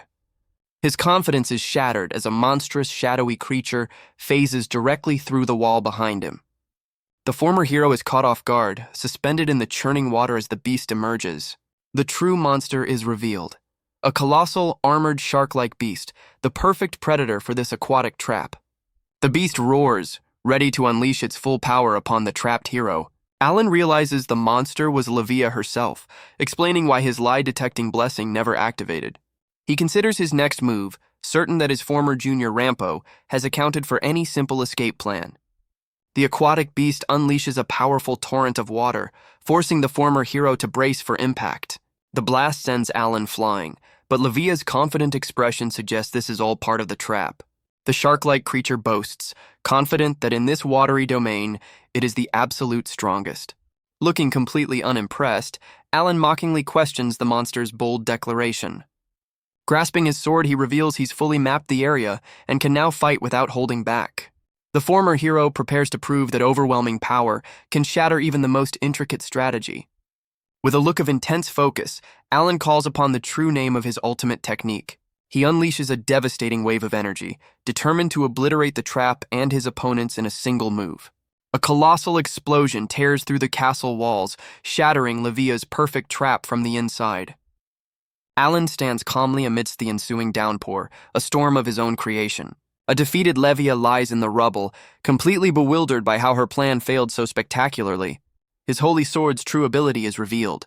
It not only manipulates the atmosphere, but generates it, blowing the trap apart. He confidently explains that this overwhelming power is exactly why he's known as the strongest. Lieba can only stare in disbelief, finding his explanation utterly incomprehensible. Gritting her teeth, she refuses to surrender, reminding him that she still has powerful allies. She declares that her allies will soon know what happened, and that he's forgotten about her other partner in crime. Lieba calls upon her final hope, the hero who orchestrated this entire betrayal, Rampo. As if on cue, Rampo arrives in the destroyed chamber, prepared to face her former senior. Rampo turns away, calmly stating that Lieba's request will not be granted. The defeated Demon Lord desperately pleads with the hero to help her crush Alan. Lieba's confidence shatters, her expression turning to one of pure confusion. Alan questions Rampo's words, but she calmly repeats her refusal to help Lieba. The hero clarifies her contract was only to lure Alan here, not to engage in combat. With a cunning look, Rampo suggests the situation is actually the complete opposite of what Lieba believes. Lieba tries to regain control, warning Rampo that her defeat will be bad for business. But Rampo reveals a shocking truth. She has already bought out Lieba's entire alliance. The Demon Lord is left utterly speechless, unable to comprehend this ultimate betrayal. Rampo explains she bribed all of Lieba's allies and has now taken over as the new leader. Lieba feels betrayed by Rampo's sudden change of allegiance. Rampo coolly points out that Lieba betrayed her first with a hidden agenda. Rampo reveals she knew about Lieba's plan to exploit her from the start. Lieba is shocked, wondering how long Rampo has been aware of her scheme. Rampo explains she used Lieba's plan to her own advantage. Lieba frantically tries to apologize and salvage the situation. Rampo stands firm, her expression unreadable. Rampo explains that trust is paramount in business, and Lieba has broken that trust. Rampo swiftly takes action, suggesting consequences for Lieba's betrayal. Rampo declares the deal is off and claims what remains of Lieba's assets. The heavy chamber door finally swings open, revealing the aftermath of the confrontation. Alan and Rampo emerge to awaiting Lilith and Sarah, who immediately check on the former hero's safety. Alan casually asks Sarah if she was worried, a slight smirk on his face. Sarah replies with unwavering confidence, stating she never doubted he would be victorious. Lilith breathes a sigh of relief, clearly glad the ordeal is over and he is unharmed. A confused Lilith grabs Alan, demanding to know if Rampo is an ally or a foe after her betrayal. The former hero admits with a shrug that he's not entirely sure himself. Rampo smiles, telling Alan his uncertainty is exactly what she was hoping for. The money-hungry hero then bows deeply, offering a formal apology for using him in her scheme. Alan connects the dots, realizing Rampo anticipated this outcome and sent him in first as part of her master plan. Rampo expresses her unwavering confidence that Alan would never lose to an opponent like Lieba. She reveals Lieba used a magic tool to block her lie detection, but she still trusted Alan's character. Alan thanks her, admitting he figured out her plan and is glad he could help her terminate the contract. Rampo explains a non-aggression pact prevented her from acting directly against Lieba, forcing her to use Alan as a proxy. A curious Lilith steps forward, deciding to ask Rampo a direct question about her motivations. The young demon lord asks the money-hungry hero why she is so obsessed with collecting wealth. Alan recalls that Rampo was once a rookie hero with a strong sense of justice before she became independent. Rampo explains her belief that spreading wealth can reduce the endless conflicts between humans and demons. The former hero looks on, processing this surprisingly idealistic reason for her greed. With a knowing smile, Rampo confirms this is her true goal, hidden behind the facade of a money-hungry hero. Rampo reveals she's saving up for something special. Alan is intrigued by Rampo's revelation. Rampo points directly at Alan, hinting at a connection. Rampo explains she's saving money because of Alan. Rampo reminds Alan of their first meeting on a battlefield. Alan tries to recall the encounter Rampo mentioned. Alan remembers their first meeting. Rampo recounts saving Alan from a dangerous situation. Alan swiftly eliminates the threat, showcasing his skills. Rampo observes Alan's impressive display of power. Rampo recalls their first battle, where a rookie Alan leaped into action against a powerful demon. While she dodged frantically, Alan met the demon's assault head-on with practiced ease. The demon unleashed a devastating blow, powerful enough to shatter the very landscape. Rampo watched in shock as Alan effortlessly deflected every single attack, completely unfazed. She admits that on her first mission she was defeated and terrified, but Alan saved her from certain doom. From that day forward, her sole ambition was to become a hero strong enough to stand by his side. Alan is taken aback, quietly processing her heartfelt confession. She then recalls seeing him accept payment from the kingdom, a sight that shattered her idealistic view of him. Alan admits his shame, while Rampo reveals this moment sparked her distrust of the kingdom's system. She concluded that to truly be a hero, Alan needed not just power, but the financial freedom to act on his own terms. Rampo explains her financial motivations, highlighting Alan's tendency to lose money. Lilith expresses concern, questioning Alan's current financial situation. Rampo reveals her long-term plan, buying Alan once she's amassed a fortune. Rampo proposes supporting Alan for life, a tempting offer for the former hero. Lilith reacts to Rampo's proposal, her expression hinting at a mix of surprise and intrigue. Alan politely declines Rampo's generous offer, emphasizing his independence. Sarah and Lilith discuss Rampo's offer, revealing their differing opinions on the matter.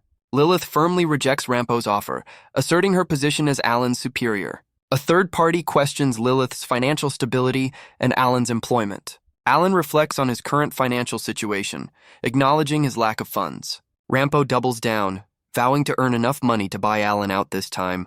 She then laughs it off, claiming her bold declaration was just a joke. An enraged Lilith steps in, staking her claim on Alan and demanding Rampo pay him properly. Rampo calmly explains it's only natural to learn everything about a man you want to attract. She declares that information is a weapon, but Alan sweat drops, finding her knowledge useless. The former hero has a sudden moment of clarity, finally connecting the dots. Rampo's words about a woman's nature echo in his mind, leading to a startling revelation. His eyes widen in utter shock as he finally grasps the obvious truth he'd been missing. Alan stammers in disbelief, finally realizing Rampo is a woman, much to her amusement. Lilith turns to Sarah in surprise, who confirms she knew Rampo's gender from their very first meeting. Rampo admits she was aware of his mistake but feared the truth would ruin their professional relationship. As Alan stammers an apology, she playfully tells him not to be so dejected. The former hero collapses in shame, but Rampo insists he's not at fault for the long-running misunderstanding. She seizes the opportunity, asking if he'll do her a favor to make up for his guilt. Her one simple request is for Alan to finally start treating her like a woman from now on. She clarifies that her desire to stand by his side as a respected hero remains unchanged. With a blush, Rampo confesses she has been in love with him ever since the day he saved her. The sudden, heartfelt confession leaves Alan, Sarah, and Lilith utterly speechless. The strongest hero processes this new reality, the first time a girl has ever confessed her feelings to him. The scene dramatically shifts to a vast, frozen wasteland, hinting at their next perilous destination. A foot steps onto a pristine, icy surface. Lilith celebrates, enjoying the seaside with Sarah. Alan emerges from the water, questioning Sarah's opinion. Sarah explains her choice of swimwear, referencing Demon Realm fashion. Sarah playfully teases Alan about her swimsuit. Sarah requests Alan to appreciate her feminine appearance. The scene flashes back to a few hours earlier. Rampo confesses her long-held feelings for Alan. Rampo questions Alan's reaction to her confession. Rampo reflects on her feelings, questioning her own motivations. Rampo credits Alan for inspiring her heroic path and saving her life. Rampo reflects on her growing feelings for Alan. Rampo realizes she's developed romantic feelings for her senior. Rampo apologizes for her earlier actions, hinting at a change of heart. Rampo suggests a change of scenery, promising a special location. The group arrives at a new location, having changed clothes. Lilith seeks approval for her new attire, feeling unsure. Sarah receives a compliment, prompting a pleased reaction. Sarah thanks Alan for his kind words, blushing slightly. Alan teases Sarah, encouraging her to show off her new look. Sarah shyly admits her new outfit is a bit embarrassing, covering herself modestly. Alan reassures her, saying she should wear whatever makes her comfortable because she'd look good in anything. Rampo observes Alan's kind nature with a knowing look, while Sarah seems touched by his words. Lilith joyfully runs over, announcing the beach is safe and perfect for relaxing. Alan teases her for acting like a child, prompting an indignant Lilith to reveal a mysterious pendant. She proudly shows off her new swimsuit, declaring it surprisingly easy to move in. In a flash of light, Lilith transforms into her adult form, her swimsuit changing along with her. A flustered Alan turns to Rampo, questioning if she was behind this sudden and revealing change. Rampo cheekily admits she told Lilith the outfit would attract attention, and the young demon lord eagerly agreed. The former hero asks Sarah to keep an eye on the now emboldened Lilith, a request she readily accepts. An energetic Lilith dashes back to the ocean, while Rampo advises her to stay close. Rampo tells Alan not to force an answer, sensing he's been mulling over her confession. She acknowledges the immense pressure he was under as a hero, leaving no time for personal matters. Rampo recalls his obligations to the kingdom, which kept him constantly occupied. The former hero admits he never considered love, viewing it as something completely unrelated to his life. She points out that those days are over, and he is finally free from his former duties. Rampo encourages him to finally consider his own future and happiness, something he couldn't do before. With a warm smile, she reaffirms her feelings and vows to win his affection, asking for his attention. Her earnest words leave the strongest hero speechless, a flicker of surprise in his eyes. Before he can respond, Rampo grabs his hand, pulling the surprised hero along to join the fun. Alan, still processing her confession, offers a hesitant but genuine smile.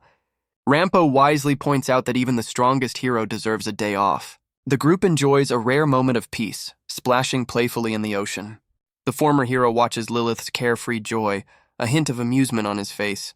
Back on shore, Lilith suddenly fakes a leg cramp, much to Sarah's unimpressed annoyance. Lilith then boldly declares to a surprised Sarah that she won't lose, igniting a new rivalry. Rampo confronts Sarah directly, acknowledging that they are now rivals for Alan's affection. Meanwhile, Alan rescues a flailing Lilith, as Rampo notes he's finally being forced to confront feelings he's never considered. Rampo wistfully admits that despite her feelings, she knows she isn't the one closest to his heart. Sarah and Lilith stand united in their new rivalry, both vowing to one day win the hero's affection. Sarah looks towards Rampo, acknowledging her as a rival with a hint of respect. Alan turns away, lost in thought as he begins to process the complex situation. Rampo turns the question to Sarah, directly asking for her thoughts on the new dynamic. Sarah declares her unwavering devotion, stating her only wish is for Alan's happiness. The scene cuts to a frigid landscape as a mysterious voice admits to feeling intense jealousy. A powerful hand grips a wrist, hinting at a new, unseen conflict brewing in the shadows. Back on the shore, the group has changed, and Rampo asks if everyone enjoyed their brief respite. Lilith sweats nervously as Rampo reminds her that their fun is over and serious training awaits. Alan smiles warmly at Rampo, thanking her for the much-needed break. Sarah asks Alan about his future, and he confirms his path is now his own, free from the kingdom's command. Alan addresses Rampo, a look of understanding dawning on his face. Lilith boldly offers Rampo a position, suggesting the hero work for her instead. The young demon lord explains that having another powerful hero on her side would be a huge advantage. Rampo is visibly stunned by Lilith's unexpected and audacious job offer. Even Alan is taken aback by Lilith's sudden business proposition. Lilith's true motive is revealed as she fantasizes about the profits Rampo could generate for her. To everyone's surprise, Rampo calmly agrees to the arrangement, leaving Alan flabbergasted. A bewildered Alan questions Rampo's logic, reminding her there's no financial benefit in working for the broke demon lord. Rampo smiles, revealing her true motivation.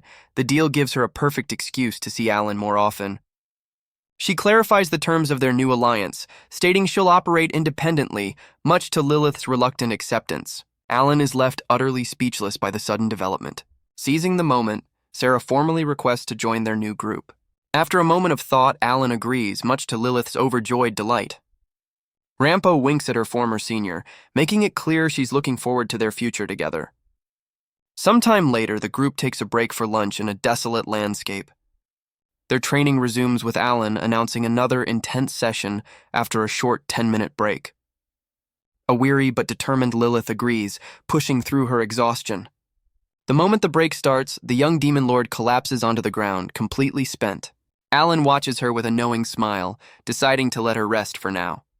He reflects on her change, noting that her encounter with the deadly sins has finally ignited her will to train. Sarah observes that Lilith is complaining less, and Alan agrees with a satisfied smile. She points out his delighted expression, and he admits he's pleased with Lilith's progress. Alan compares his pride to that of a parent, wishing Lilith's father could see how much she's grown. The thought of her father makes the former hero ponder her lineage. He suddenly realizes he knows nothing about Lilith's mother, a figure completely absent from human records. From the ground, a weary Lilith states the obvious. Since demons have children, she must have a mother somewhere. Alan starts to ask the exhausted demon lord a question about her family, but trails off. He decides against prying, choosing to wait until she's ready to share that information herself. The hero dismisses her curiosity, simply stating their break is nearly over. Alan's expression hardens as he warns her that this time, he'll be fighting her seriously. A stunned Lilith questions his sudden intensity, completely caught off guard. Alan explains she still lacks the stamina and concentration required for a true battle. He reveals their previous fights were just a warm-up, much to the exhausted demon lord's dismay. The former hero grips his sword, signaling that the real training is about to begin. He declares they're past the basics. Now she will learn the art of fighting to win. Alan sets an impossible condition, giving her only 5 minutes to defeat him. A nervous Lilith protests, reminding him she hasn't even mastered her own demon sword yet. The weight of the challenge sinks in as she contemplates the idea of defeating the strongest hero. He explains the 5-minute limit is designed to teach her to overwhelm foes quickly, using her pendant's power effectively. Lilith's expression hardens with resolve, understanding she must become the strongest in just 5 minutes. Alan holds up his hand, setting the 5-minute timer for her to become the strongest. He confidently declares that if she can challenge him, she can face anyone in the world. Lilith is flabbergasted by his bold claim, while he reminds her that there will be no more breaks. With her pendant glowing, Lilith transforms and accepts his challenge, ready to begin the trial. The former hero smirks, warning her that he's going all out and she must stay focused. With Sarah officiating, the two warriors take their positions, ready for their intense sparring match to begin. They exchange a final look of confirmation, both steeling themselves for the impending clash. The battle ignites with a powerful shockwave, kicking up dust and debris across the wasteland. The air crackles with tension as the two opponents stare each other down, their focus absolute. In a flash of movement, they lunge forward, their blades poised to meet in a decisive strike. Alan, Lilith, and Sarah sense a powerful magical presence. A small, winged figure descends from the sky, radiating dark energy. The figure lands gracefully, revealing intricate footwear. Alan, Lilith, and Sarah stand ready, facing the newcomer. The newcomer is revealed to be Lucifer, a demon lord. Alan prepares for a confrontation, positioning his companions behind him. Lucifer addresses Alan, indicating a prior encounter. Lucifer assures them he has peaceful intentions. Alan questions Lucifer's true purpose for being there. Alan seems surprised by something Lucifer said. A shadowy figure points directly at Alan, Lilith, and Sarah, declaring their intent to see them. The figure reveals they wish to speak with Alan, referencing a previous missed opportunity for conversation. Lucifer reveals himself, confirming Alan's suspicions about the mysterious visitor's identity. Alan processes this unexpected arrival, realizing his earlier assumption was correct. Alan's eyes widen in surprise, reacting to Lucifer's unexpected words. Alan draws his sword, preparing to face Lucifer in a desolate landscape. Lucifer expresses his excitement about the prospect of facing Alan in combat. Lilith and Sarah react with concern, watching the escalating tension between Alan and Lucifer. Lucifer expresses his eagerness to fight Alan, acknowledging the need to maintain composure. Alan questions Lucifer's eagerness, hinting at a shared anticipation for the impending clash. The Demon Lord smirks, claiming Alan is feigning ignorance about a truth he already knows.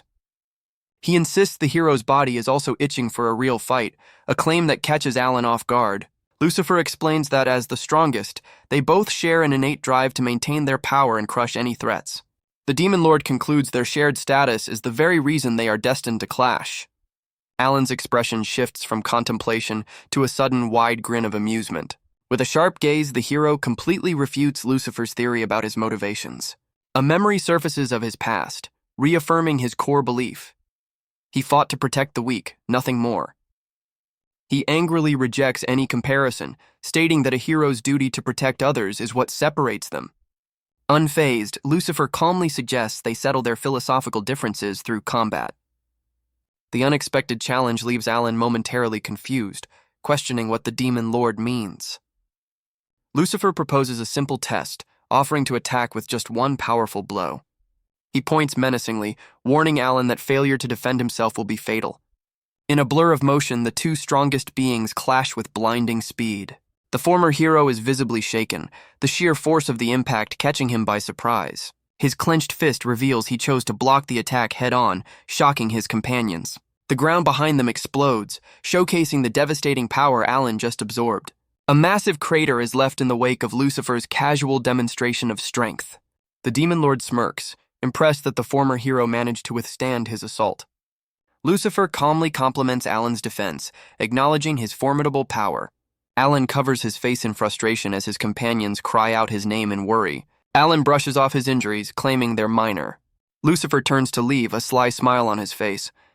Lucifer announces his departure, his entourage in tow. He reminds Alan of their agreement, having fulfilled his objective. Alan reacts with confusion to Lucifer's words. Alan processes the situation, a look of realization dawning on him. Alan questions Lucifer's actions, finding them unfair. Lucifer reminds Alan of their exchange, a smug look on his face. Lucifer pauses, seemingly reconsidering his departure. Alan leaps into action, demanding his turn to strike. Lucifer smirks, welcoming the challenge with an aura of dark power. The two strongest beings face off across the desolate battlefield, ready to finally clash. A shocked Lilith watches in horror, fearing for Alan's safety. The former hero, however, flashes a confident grin, completely unfazed by the Demon Lord. Lucifer returns the look with a knowing smile, anticipating the battle to come. Suddenly, a powerful, unseen voice interrupts their standoff, questioning their actions. Both Alan and Lilith are stunned as an elegant shoe steps onto the ground between the combatants. A mysterious woman with massive horns steps in, physically halting the impending fight. The newcomer is revealed to be Kiskell, Lilith's mother, leaving Alan utterly speechless. Even the mighty Lucifer seems flustered, sheepishly admitting he can't fool her with a simple excuse. Lilith questions Lucifer's presence, clearly suspicious of his motives. Alan, Lilith, and Sarah stand together, assessing the situation and Lucifer's unexpected arrival. Alan has a sudden realization, piecing together clues about Lucifer's appearance. Lilith appears contemplative, perhaps processing the implications of Alan's words. Kiskel's imposing figure looms over Alan, demanding an explanation. Lilith reacts to her mother's presence, a mix of surprise and apprehension on her face. Kiskel assesses Lilith, seemingly concerned about her well-being. Lilith claims to have grown stronger, but Kiskel seems skeptical. Alan directly questions Kiskel's identity, confirming his suspicions. Kiskel confirms Alan's identity and questions his association with Lucifer. Alan questions Kiskel's loyalty, asking if she plans to abandon Lilith for Lucifer. The hero's frustration boils over as he demands to know her true intentions. He turns to a confused Lilith, seemingly trying to shield her from the unfolding drama. Lucifer dismisses the entire confrontation with a wave of his hand, declaring his boredom. The Demon Lord casually opens a swirling dark portal, preparing for a swift exit. Alan instantly recognizes the space-connecting magic, realizing how Lucifer appeared so suddenly. With a sly smile, Lucifer extends a surprisingly friendly invitation for Alan to visit his domain. The former hero accepts the offer, promising to pay the Demon Lord a visit very soon. As Lucifer vanishes into the portal, the remaining group is left to deal with the aftermath. Kiskel turns her attention back to her daughter, her expression unreadable as she prepares to speak. Lilith confronts her mother, her expression a mix of anger and resentment. Kiskel turns away without a word, a silent dismissal that stings more than any reply. She summons her own portal, preparing to leave just as abruptly as she arrived. In a flash, Kiskel is gone, leaving the group alone once more in the desolate landscape. The former hero is left stunned, trying to process the whirlwind of events. The scene shifts to Lucifer's imposing castle, where the Demon Lord has returned. Inside, Lucifer questions Kiskel's decision to leave her daughter so suddenly. He presses further, reminding Kiskel that she seemed to have more to say to Lilith. Kiskel coolly denies this, her expression unreadable as she dismisses his observation. Lucifer smirks, seeing through her facade and hinting that he knows her true feelings. Kiskel sternly warns Lucifer to keep his unnecessary comments to himself. She clarifies that she is there by her own will and by the will of another powerful figure. Lucifer simply smiles, claiming he doesn't care about her reasons one way or another. Kiskel advises him to stop wandering off alone, reminding him of his responsibilities as the castle's master. The Demon Lord offers a dismissive, almost mocking agreement to her words. With that, Kiskel turns and walks away down the grand hall, leaving Lucifer behind. Back in the wasteland, Alan and Sarah watch a dejected Lilith, the former hero sighing in exasperation. Lilith smirks wryly, commenting on how scary the great Demon Lord's wife can be. Her expression then shifts to one of sadness and confusion, clearly hurt by her mother's abrupt departure. Sometime later, the group sits in a lavish room, a heavy silence hanging in the air after the dramatic encounter. Sarah sits in quiet contemplation, processing the day's dramatic events. Alan breaks the heavy silence, his gaze fixed on the young Demon Lord. He points out the obvious, stating that her mother is clearly alive and well. Lilith explains that back when her father was alive, her mother lived with them in the castle. She reveals Kiskel was a ruthless figure, so powerful that even her father and Lucifer were no match for her. The hero is stunned, unable to imagine anyone overpowering those two legendary demons. Lilith recalls that while her mother was strict and often scolded her, she was also incredibly caring. She smiles fondly, remembering the mother she loved and admired. Alan asks if she's heard from Kiskel since, but Lilith admits there has been no contact at all. The young Demon Lord sadly explains that after her father's death, their family simply fell apart. Lilith reflects on her mother's absence, noting it troubled her. Alan contemplates Lilith's words, a flicker of concern in his eyes. Lilith explains her family's current state, highlighting her own lack of maturity. Sarah and Alan exchange a look, questioning Lilith's certainty about her mother's allegiance. Sarah asks Lilith directly about her mother's disappearance. Sarah suggests asking Kiskel directly for answers, highlighting the missed opportunity. Lilith explains the sudden nature of her mother's departure prevented any meaningful conversation. Sarah offers a cryptic suggestion, hinting at a deeper reason behind Kiskel's actions. Sarah encourages Alan to uncover the truth himself, a knowing look in her eyes. Alan is surprised to see Sarah, having momentarily forgotten her presence. Alan considers Sarah's advice, a small smile forming as he comes to a decision. With renewed purpose, the former hero announces their next destination, Lucifer's castle. He explains to a shocked Sarah that they're going to confront Kiskel and uncover her true feelings. Lilith hesitates, clearly intimidated by the idea of marching into the strongest demon lord's home. Alan gently prods her, pointing out that her curiosity will prevent her from focusing on her training. He presses the point, forcing her to confront whether she truly wants to remain in the dark. Her resolve hardens as she clenches her fist, demanding to know the real reason for her mother's disappearance. Their journey takes them to the imposing, skull-adorned gates of Lucifer's domain. Inside the grand hall, they are met by both Lucifer and Kiskil, who are clearly expecting them. The former hero smirks, ready to make good on his promise to visit the demon lord. With a sinister smile, Lucifer welcomes them, claiming he was expecting their arrival. The demon lord immediately asks if Alan is ready to resume their interrupted battle. The trio stands united, their expressions tense as they face the powerful demon lord. But Alan calmly dismisses the challenge, stating Lucifer isn't the reason he's here. He postpones their inevitable clash, promising to deal with the demon lord later. Lucifer's expression shifts to one of understanding, accepting the hero's decision. Kiskil correctly observes that the hero's focus has shifted entirely to her.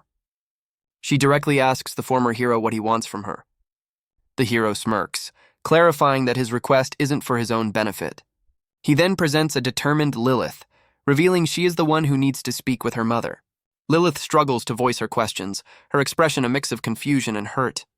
She demands her mother speak louder, desperate for answers after a long silence. Lilith finally confronts Kiskil, demanding to know why she disappeared and allied with Lucifer. Kiskil's response hangs heavy in the air, her words clearly impacting Lilith. Kiskil's cryptic explanation leaves Lilith and Alan searching for deeper meaning. Kiskil advises Lilith to accept the situation, her face impassive. Lilith's face crumples with sadness, her mother's words clearly affecting her deeply. Alan steps forward, demanding Kiskil explain herself clearly. Kiskil's intense gaze meets Alan's, a silent challenge passing between them. Alan presses Kiskil, demanding honesty instead of vague excuses. The hero's gaze hardens, promising there will be no forgiveness if she continues to hurt her daughter. He declares himself Lilith's guardian, a claim Kiskil coldly dismisses as none of his business. Alan demands that the demoness tell Lilith the truth, reminding her that Lilith has the right to know about her family. Receiving no answer, Alan suggests playing a game. He explains the rules. For 5 minutes, Lilith must not be hit even once, and he will not use the holy sword. Alan sets a condition. If he wins, the demoness must tell him her true intentions. As a wager, he offers that if he loses, he will become her subordinate. These words surprise Lilith, Sarah, and the demoness.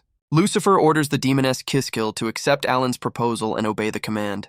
Kiskil agrees, clarifying that she can use any means necessary. Lilith nervously questions if it's all right to proceed. Alan reassures Lilith, promising to handle her mother. Lilith looks at Alan with a mix of trust and concern. Alan leads the group forward, hinting at a predetermined outcome. Alan and Sarah exchange a knowing look, ready to begin. Kiskil raises her hand, signaling the start of something. Lilith is surrounded by summoned monsters, looking apprehensive. Sarah explains Kiskil's authority over monsters, while Alan reacts with surprise. Alan swiftly dodges a monster's attack, showcasing his agility. Alan counters with a powerful kick, sending the monster reeling. Alan unleashes a devastating blow, obliterating a monster. He effortlessly dispatches several more, showcasing his overwhelming strength. Alan moves with incredible speed, dodging and weaving through the monster horde. He takes down another group of monsters with a flurry of precise strikes. Kiskil observes the battle, a hint of intrigue in her eyes. Alan confidently declares his invulnerability to such weak attacks. A new, more formidable monster emerges from a dark portal. Alan stares down the monstrous creature, a hint of surprise in his expression. The monster's immense eye focuses on Alan, creating a chilling effect. Alan stands his ground, seemingly unfazed by the new threat. Alan wonders if the monster's attack is an illusion. He's suddenly surrounded by countless staring eyes in the darkness. Kiskil explains the nature of the barrier and the challenge it presents. Alan questions Kiskil's motives for creating such a dangerous trap. Kiskil confirms her intention to trap Alan within the barrier. Alan dismisses the threat, confident in his ability to escape. He reveals a hidden power, a blessing to see through deception. Alan quickly assesses the situation, determining the real threat. He focuses his power, preparing to break the illusion. Alan unleashes a powerful attack, shattering the barrier. Alan's power flares, ready to counter Kiskil's trap. He swiftly breaks free, surprising Kiskil. Kiskil proposes increasing the challenge, testing Alan further. Alan calmly accepts, ready for whatever comes next. Monstrous figures emerge, threatening to overwhelm him. Alan engages the monsters, his movements a blur of action. He fights fiercely, protecting Lilith and Sarah from the onslaught. Kiskill observes the battle, seemingly impressed by Alan's prowess. She unleashes a dark power, summoning a new threat. Lilith watches with concern, worried about the escalating danger. Alan looks thoughtful, a plan forming in his mind. A healed boot descends, suggesting a powerful arrival. Kiskill confronts Lilith, the tension thick in the air. Mother and daughter lock eyes, a silent conversation passing between them. Lucifer appears, his words hinting at an impending event. Kiskill speaks to Lilith, her words catching her daughter off guard. Alan easily defeats some monstrous opponents. Kiskill admits defeat, surprising Lilith. Alan reminds Kiskill of a promise, his expression serious. Kiskill questions Alan's methods, a hint of disapproval in her voice. Alan explains his actions are for the person who still calls him a hero. Kiskill gently places a hand on her daughter's head, surprising the young demon lord. The two stand together, a silent moment of reconnection between mother and daughter. Kiskill looks down fondly, remarking on how much Lilith has grown. A stunned Lilith can only look up at her mother, her emotions welling up. Kiskill apologizes for her absence, revealing it was part of a promise to Lilith's late father. She explains her husband tasked her with supporting the next great demon lord. Kiskill clarifies her support for Lucifer was merely fulfilling that duty, as he was the strongest candidate. However, she then reveals her true wish, for Lilith to claim the title herself. With a warm smile, Kiskill admits this would finally give her a reason to be by her daughter's side again. Kiskill notes Lilith's speech mirrors her father's. Lilith embraces her mother, overwhelmed with emotion. Lilith vows to become the great demon lord, tears streaming down her face. Kiskill expresses pride and anticipation for Lilith's future. Sarah questions Lucifer's cooperation, a chibi Alan listening intently. Alan and Sarah discuss Lucifer's true motives, chibi versions adding humor. Rampo suggests a fight, eager to test Alan's strength. Alan calmly shuts down Rampo's suggestion, a slight smile playing on his lips. Alan observes the reunited mother and daughter, respecting their moment. Alan reacts with surprise to an unexpected development. Lucifer offers the group lodging in his castle. Alan expresses disbelief at Lucifer's offer. Lucifer clarifies his offer, emphasizing his ample space. Alan reminds Lucifer of his heroic nature. Lucifer points out Alan's current alliance with a demon lord. Lucifer suggests a contract for reassurance. Alan remains wary despite Lucifer's apparent honesty. Kiskill observes Lilith, noting her need to speak with her mother. Alan agrees to step aside for Lilith and Kiskill. Lucifer acknowledges Alan's distrust. Lilith celebrates the extended time with her mother. Kiskill suggests a pre-dinner bath, catching Lilith off guard. Alan agrees to supervise Lilith's bath time. Lilith splashes around, clearly not a fan of bathing. Kiskill observes Lilith's continued aversion to cleanliness. Lilith explains her mother's demonic nature. Kiskill encourages Lilith to overcome her stubbornness. Lilith reveals Alan and Sarah's influence on her bathing habits. Kiskill acknowledges Lilith's growth and maturity. Lilith continues her splashing, prompting a comment from Kiskill. With the washing complete, Kiskill nudges her daughter into the relaxing hot water. Kiskill admits she still doesn't quite grasp the human custom of enjoying hot baths. Lilith sinks into the water, still unconvinced, while her mother assures her she'll adapt eventually. Kiskill apologizes for leaving her daughter alone, but Lilith reassures her she's found a new family with Alan and Sarah. Lilith admits she was weak and lonely, bound by the promise she made to her late father. Hearing this, Kiskill looks at her daughter with pride, acknowledging how much she has truly grown. Curious about her new life, Kiskill asks how Lilith usually spends her days. A flashback reveals Lilith's days are filled with relentless training sessions from Alan and Sarah. Intrigued by her daughter's stories, Kiskill encourages her to share more about her adventures. The mother and daughter share a rare, peaceful moment, finally reconnecting in the warm water. Lilith admits her gratitude to Alan, crediting him for her reunion with her mother. Kiskill encourages her daughter to express her gratitude to the hero directly.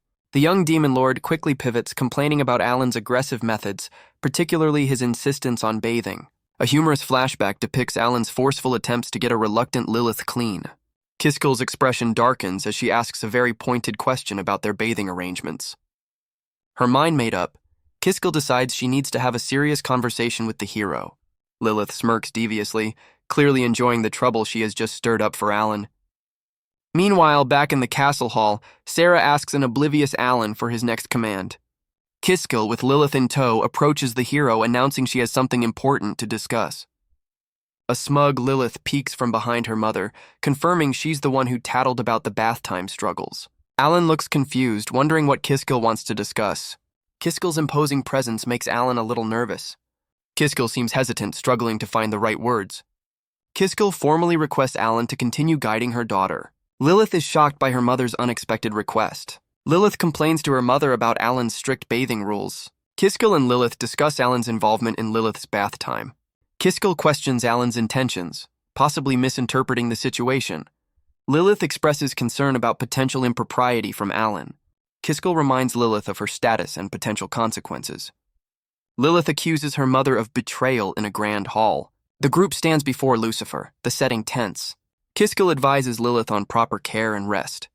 Kiskill asks Alan to look after Lilith. Alan accepts, vowing to help Lilith become a great demon lord. Lucifer asks Alan about Satan's dream. Lucifer reveals he knew about and supported Satan's dream. Alan seems surprised by this revelation. Lucifer notes the group's current lack of strength. Alan believes Lilith will surpass him in strength eventually. Lucifer hides a smirk, playing it cool about Lilith's potential. The scene shifts to a grand Gothic hallway. The group departs Lucifer's castle, Lilith waving goodbye. Kiskill offers to share a useful location with Lilith. Lilith recalls her father's training habits. Lilith's eyes widen, a memory sparked by her mother's words. The group stands before a dark, ominous tunnel entrance. Lilith confirms this was her father's training ground. Alan expresses surprise at the concept of a created dungeon. Alan is taken aback, questioning the existence of such a place. Kiskill reveals a secret location, known only to her and Lilith's father. She believes this location holds something beneficial for Lilith's growth. Kiskill mentions the dragon egg entrusted to Alan, sparking Lilith's curiosity. Lilith is surprised to learn Rhodes' egg requires special conditions to hatch. Kiskill reminds Lilith of a past conversation about the egg's unique nature. She explains the egg needs a specific pedestal within the secret dungeon to hatch. Alan agrees to visit the location, eager to learn more about the dungeon. As they approach the dungeon, Kiskill begins to explain its significance. Lilith questions the identity of someone approaching them, suspecting Lucifer. Kiskill reveals she has something important to tell the group. Kiskill advises Lilith to target the deadly sin of wrath first. Shibi, Alan, and Sarah question the reasoning behind this specific target. Alan seems perplexed by the cryptic advice, while Kiskill leaves the interpretation up to them. Lilith is shocked that the others aren't joining her in the dungeon. Alan explains that Lilith will be facing the dungeon's challenges alone. Lilith wonders if this solo mission is part of her training regimen. Alan clarifies that their presence won't involve combat within the dungeon. He explains the dungeon's monsters are vulnerable only to demonic magic. Lilith accepts the challenge, ready to prove herself. Alan reaffirms his non-combatant role, focusing on Lilith's growth. The group agrees to enter the mysterious dungeon. Lilith leads the way, guided by Kiskill's knowledge. Alan notices something unexpected within the dungeon. Kiskill reveals a crucial condition for Lilith's training. A powerful presence makes itself known. Lilith is restricted from using magic and her demon sword. 3 formidable figures emerge, blocking their path.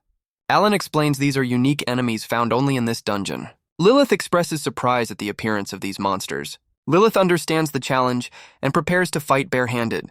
Lilith leaps into action, ready to annihilate her foes. She swiftly takes down several opponents with powerful strikes. But her attacks seem ineffective, leaving her confused.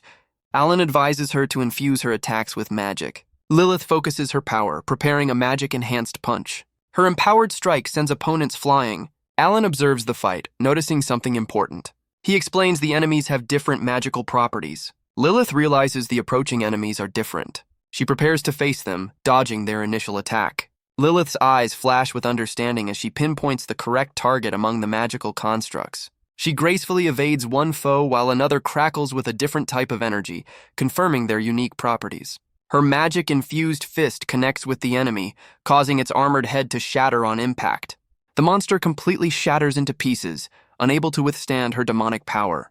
Lilith celebrates her success, but a nearby construct warns her to concentrate as more enemies advance. Alan and Sarah watch from the sidelines as Lilith stands ready for the next round, surrounded by defeated foes. She smirks, confidently believing the rest of the dungeon will be a piece of cake. Alan reminds her that the challenges will only grow more difficult the further they descend. Unfazed, Lilith clenches her fist, declaring she's finally getting the hang of using her magic in combat. With renewed determination, the group ventures deeper into the dungeon's grand, ominous halls. Lilith unleashes a devastating spinning attack, shattering the constructs around her. Sarah observes that the magical dolls are surprisingly fragile, while Alan watches thoughtfully. Alan confirms that every enemy here has a specific weakness, making them easy to defeat once the condition is met. Lilith realizes her mother knows her perfectly, having designed this training ground just for her. Sarah begins to piece together the true purpose of this specially created dungeon. With another focused punch, Lilith completely obliterates a new opponent, her confidence growing. Alan reveals the true lesson of this dungeon, teaching Lilith to control her own magical energy. Kiskell explains that for demons, mana is everything, and Lilith's poor control severely limits her potential. The hero finally understands Kiskell's true motive for bringing them to this specific place. This lack of control is revealed to be the very reason Lilith's powerful transformation only lasts for 5 minutes. Alan notes the ultimate goal is for Lilith to control mana as an extension of her own body. Despite her exhaustion, Lilith is forced to her feet as Alan relentlessly pushes her to face the next wave. She struggles to maintain focus, her fluctuating emotions making it harder to control her demonic power. Kiskell reminds her that this is the same path her father took, a trial she is destined to overcome. Her simple fiery determination makes her predictable, but Alan and Sarah see she's slowly mastering the challenge. Fueled by her mother's words, Lilith roars with renewed confidence, ready for anything. An hour later, they reach the final gate, where Alan warns her the last trial will be the most difficult yet. Brimming with newfound power, Lilith boasts she could now take on a dragon with her bare hands. Her mentors watch with anticipation, both reassured and eager to see her prove her bold claim. As Lilith approaches the final door, Kiskell watches intently, the true test about to begin. The final trial reveals itself, a massive, spider-like construct armed to the teeth. Lilith squares up against the intimidating final boss, her confidence slightly shaken. She transforms and lunges forward, determined to prove how much she's grown. Her magic-infused fist slams into the construct, creating a brilliant burst of energy. To her shock, the construct effortlessly catches her punch, completely nullifying the attack. The construct retaliates with a flurry of weapon strikes, forcing her to leap back. Alan calmly questions Lilith from the sidelines as she kneels, frustrated by her failed attack. She grits her teeth, realizing the construct's mana adapted and shifted the very instant she attacked. The construct reveals the true challenge. It can instantly alter its magical properties 18 times a second. Alan offers a gentle but firm reminder, encouraging the dejected Lilith to overcome this hurdle and prove her growth. Lilith contemplates the construct's shifting mana, realizing the difficulty. Her determination flares, ready to tackle the challenge head-on. Lilith launches herself at the construct, initiating another attack. She unleashes a flurry of blows, attempting to overwhelm the construct. Alan and Sarah observe the battle, noting Lilith's progress. Lilith continues her relentless assault, pushing her limits. The battle intensifies, Lilith adapting to the construct's shifting defenses. She lands a powerful blow, sending the construct reeling. The construct begins to crumble, unable to withstand Lilith's onslaught. Lilith stands victorious, having conquered the final trial. Lilith emerges victorious, the defeated construct crumbling around her. A new centaur-like construct bursts onto the scene, weapons raised. Lilith prepares for another confrontation, fists clenched. She unleashes a flurry of blows, engaging the multi-armed construct. The construct's armor begins to crack under the pressure of her attacks. Lilith delivers a decisive blow, shattering the construct's helmet. She unleashes a powerful magic-infused kick. The doors to the next chamber swing open, revealing a new area. The group enters, finding a pedestal in the center of the room. They examine the pedestal, discussing its purpose. Lilith eagerly anticipates showing her future dragon companion just how much she has grown. Alan playfully suggests the dragon might bond with him instead, as its master's strength is the standard. The young demon lord is horrified by this possibility, issuing a dire warning to the former hero. Kiskell gives them both strict instructions on the proper care and handling of the soon-to-be hatched dragon. Lilith looks overwhelmed, contemplating the endless cycle of feeding, cleaning, and bathing. The hero and his companion are caught off guard when Lilith suddenly offers a solution to the workload. With a clever smile, she proposes a shift system to fairly divide all the responsibilities. With their plan settled, the group finally steps through the dark, ominous entrance of the secret dungeon. As they journey onward, Lilith repeatedly seeks validation for her newfound strength from a patient Alan. The young demon lord expresses her immense gratitude, feeling refreshed after finally reconnecting with her mother. Lilith gratefully acknowledges that Alan gave her the push she needed to confront her mother. The hero modestly claims they only helped a little, but insists it was a necessary intervention. She admits that without their support, she would have remained lost and too afraid to face her family. Sarah reminds Lilith of her own words, reinforcing the lesson that she had to seek the truth herself. The elf humbly downplays her role, stating she was merely an observer during the reunion. Overjoyed, Lilith enthusiastically reaffirms her commitment to working alongside her companions. Both Alan and Sarah warmly accept her renewed dedication to the team. As they approach a castle, a re-energized Lilith vows to give her all in tomorrow's training. But when Alan suggests starting immediately, she comically backpedals, insisting her seriousness begins tomorrow. The hero and the demon lord share a tense, silent stare after her sudden change of heart. Alan realizes they've been away from their usual routine for too long. Lilith calls out to Alan, seemingly interrupting his thoughts. Two figures wait impatiently, wondering when someone will arrive. They complain about a task they've been given, blaming a higher authority. One figure questions if their complaints can be overheard. The other figure warns of the consequences if their words are heard. Alan, Lilith, and Sarah arrive, surprising the waiting figures. The waiting figures are startled by the group's sudden appearance. Alan questions who is responsible for the situation. Lilith confronts the group, accusing them of trespassing. Sarah reports no other intruders and no significant damage inside. Alan demands an answer from the masked figures. The figures confirm the group's identities and their unauthorized entry. Alan questions who invited them. The masked figure confirms they were invited. A new figure, Andros, the demon lord of wrath, appears. Andros' subordinates explain their lord's peaceful intentions. Alan reacts to the name Andros with suspicion. Lilith questions the sincerity of a demon lord offering friendship. The masked figure deflects, suggesting they speak with Andros directly. Alan silently considers the unexpected invitation, his expression unreadable.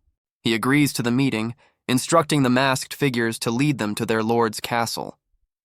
The group follows, realizing the dragon eggs hatching must be postponed for this urgent matter. Their guides stop before a grand set of doors, announcing they've reached their destination.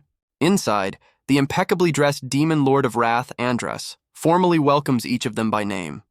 Alan confirms Andros' identity, remembering him from a previous demon lord conference. The hero smirks, noting that the polite demon's demeanor doesn't quite match his fearsome title. Andros cheerfully admits he's too mild-mannered for the Wrath moniker, disarming Alan with his friendly attitude.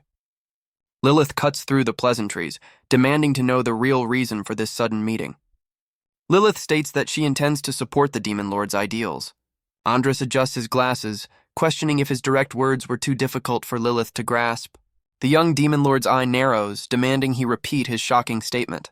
With a confident smile, Andros confirms his intentions without a hint of doubt. The former hero looks on in disbelief, unable to believe what he's hearing. Alan feels an unusual sensation, but his lie-detecting blessing remains silent, leaving him puzzled. Staring intently, Alan concedes that the demon lord of wrath certainly seems genuine. Andros reminds the hero of his unique ability, stating Alan should know he's telling the truth. He passionately declares his support for their dream of coexistence, claiming he simply wants to see it realized. While Alan remains wary, Lilith excitedly tells him that Andros is being sincere. The demon lord of wrath gives a knowing smile, proposing a formal alliance between them. The demon lord of wrath offers to assist them in any way necessary, solidifying his proposal for an alliance. The two parties stand opposite each other, the weight of the unexpected proposal hanging in the air. Lilith questions Alan's hesitation, pointing out that his own power confirmed Andros is telling the truth. But the former hero remains cautious, telling Lilith they need to consider the offer more carefully. Andros calmly accepts their need for time, acknowledging the gravity of his proposal. He then extends a generous invitation for the group to stay the night in his castle as his honored guests. Lilith eagerly agrees to postpone the decision, happy to accept Andros' hospitality. Alan's suspicion deepens, wondering how Andros knew about their recent stay with Lucifer. Andros slyly tempts them, boasting that his accommodations are far superior to Lucifer's castle. The hero remains silent, weighing the risks and potential benefits of this very suspicious offer. Alan decides to remain cautious and stay on guard. Lilith and Sarah discuss the possibility of trusting Andres. The trio huddle together, contemplating the situation. Alan checks on Lilith and Sarah in their room. Lilith wonders if they can trust Andras after his kindness. Alan and Sarah discuss the uneventful night so far. Alan explains their safety precautions. Sarah expresses her trust in Alan's instincts. Lilith questions Alan's doubts about Andras. Alan explains his uncertainty despite Andras's seemingly good intentions. Alan expresses his deep distrust of Andras. A flashback reveals Kiskel advising Lilith to target Wrath. Alan questions the meaning behind Kiskel's advice. Alan ponders the possibility of Andras becoming an ally. Sarah feels the effects of Andras's presence. Lilith also feels the effects, confirming Sarah's experience. Alan, unaffected, questions the others' reactions. Andras checks on Lilith and Sarah, concerned for their well-being. Lilith and Sarah express discomfort to Alan. Alan senses something amiss, clutching his chest. Both Lilith and Sarah cling to a confused Alan, feeling a strange sensation wash over them. The former hero is flustered, completely unaffected by whatever is influencing his companions. Sarah realizes the ability is eerily similar to one used by the hero Sieg, wondering when it was activated. Lilith identifies a sweet scent in the air, correctly guessing it's a form of hypnosis. As Alan decides to leave, a voice from the doorway informs him that escape is not an option. Suddenly, a powerful barrier materializes, trapping the trio inside the lavish room. Andras appears, commending the hero for noticing his trap sooner than expected. The Demon Lord of Wrath reveals the room is made of a special mineral whose fragrance bewilders women. Alan deduces that Andras must be an alchemist, capable of material creation. With a smug smile, Andras corrects him, boasting that he invented an entirely new material. A diagram reveals the room is constructed from a unique material synthesized through alchemy. Alan realizes Andras's plan was to capture them all from the beginning, considering Lilith and Sarah negligible threats. The Demon Lord of Wrath laments that his preference for a peaceful outcome was unfortunately not possible. With a cold smirk, the former hero calls out Andras's deception. Alan deduces that Andras is a master of lies, crafting falsehoods so perfect they can bypass even his divine blessing. Andras casually dismisses this, claiming his deception is merely another application of his alchemical skills. The hero wonders if the metals Andras wears are designed to inhibit his lie-detecting ability. Alan declares that Andras is out of luck, as his past betrayals have made him impossible to fool. The Demon Lord sighs, acknowledging Alan is far more troublesome than he anticipated. Andras taunts the hero, questioning if he can truly escape the room now that the trap is sprung. Andras suggests keeping Lilith and Sarah safe while he deals with Alan. Alan intervenes, preventing Andras from taking the two. Sarah questions her own impulsive action. Andras appears surprised by Alan's move. Alan instructs Sarah and Lilith, promising an explanation later. Lilith is carried away, complying with Alan's instructions. Andras explains his actions, revealing a surprising fusion. Alan reacts quickly, catching Andras off guard. Andras finds himself restrained by a sudden force. Alan reveals the source of his power, a holy binding sword. Andras finds himself suddenly restrained by holy chains, questioning when the hero managed to trap him. Alan explains that the Demon Lord's lengthy monologue gave him all the time he needed to spring his trap. The hero clenches his fist, declaring that any talk of an alliance is over. Now, they are enemies. The Demon Lord of Wrath glares, his calm demeanor finally cracking under the pressure. Alan instructs Lilith to hold on, preparing to move with the still dazed Sarah in his arms. Andras questions if the hero truly intends to fight him now. With a confident smirk, Alan throws the question right back at the Demon Lord. The hero clarifies that defeating a restrained opponent is pointless, so he won't be the one fighting. He then reveals his true plan. Lilith will be the one to take down the Demon Lord of Wrath. Andras's expression darkens, insulted by the notion that he would be defeated by a mere child. Alan confidently challenges Andras's dismissive attitude. Alan swiftly subdues Andras, surprising everyone present. Alan warns Andras of the consequences of their next encounter. Andras appears shocked and angered by Alan's actions. Alan's holy chains restrain Andras, preventing his escape. Andras struggles against his restraints, his face contorted in frustration. Andras's subordinates check on their captured lord. One subordinate questions Alan's actions, concerned for Andras. Andras remains silent, contemplating the situation. Another subordinate suggests pursuing Alan and the others. Andras coldly silences his bickering subordinates with a single command. The Demon Lord admits he never anticipated the hero's group could actually escape his trap. His subordinate agrees, advising they prepare thoroughly before pursuing, as their chances of winning now are slim. Andras reveals his true goal, eagerly anticipating their next encounter to claim the blood of the great demon lord. The scene shifts back to the group's home base, a magnificent castle standing under a cloudy sky. Inside, a remorseful Lilith apologizes for being incapacitated by Andras's attack. Alan reassures her, taking the blame for the group's failure to see through the deception. He warns that the holy chains won't hold Andras for long, and an attack on their castle is inevitable. Lilith defiantly refuses to let the castle fall, motivated by the fact her mother has yet to visit. Alan points out their disadvantage in a defensive fight, but Lilith hints at a way to bolster their forces. Alan entrusts Sarah with a crucial mission, instructing her to deliver a direct message about their predicament. The hero and the young demon lord exchange a look of grim determination, united in their purpose. He gives Sarah a final, cryptic instruction regarding someone named Athena before wishing her a safe return. With a nod of understanding, Sarah accepts her orders and prepares to depart immediately. As Sarah leaves to gather reinforcements, Alan reassures a curious Lilith that their ally is more than capable. With their defenses being handled, Lilith nervously agrees to focus on her own pressing need, training. The sparring session begins with explosive force as Lilith's sword crashes against the floor. Overwhelmed, Lilith is quickly disarmed and brought to her knees, but Alan commands her to get back up. He explains his harsh method is necessary to teach her the fear of a stronger opponent and the will to overcome it. Their intense training regimen is revealed, a series of mock battles designed to push her past her current 3-minute defensive limit. Alan orders Lilith not to fall and to face him for at least 5 minutes.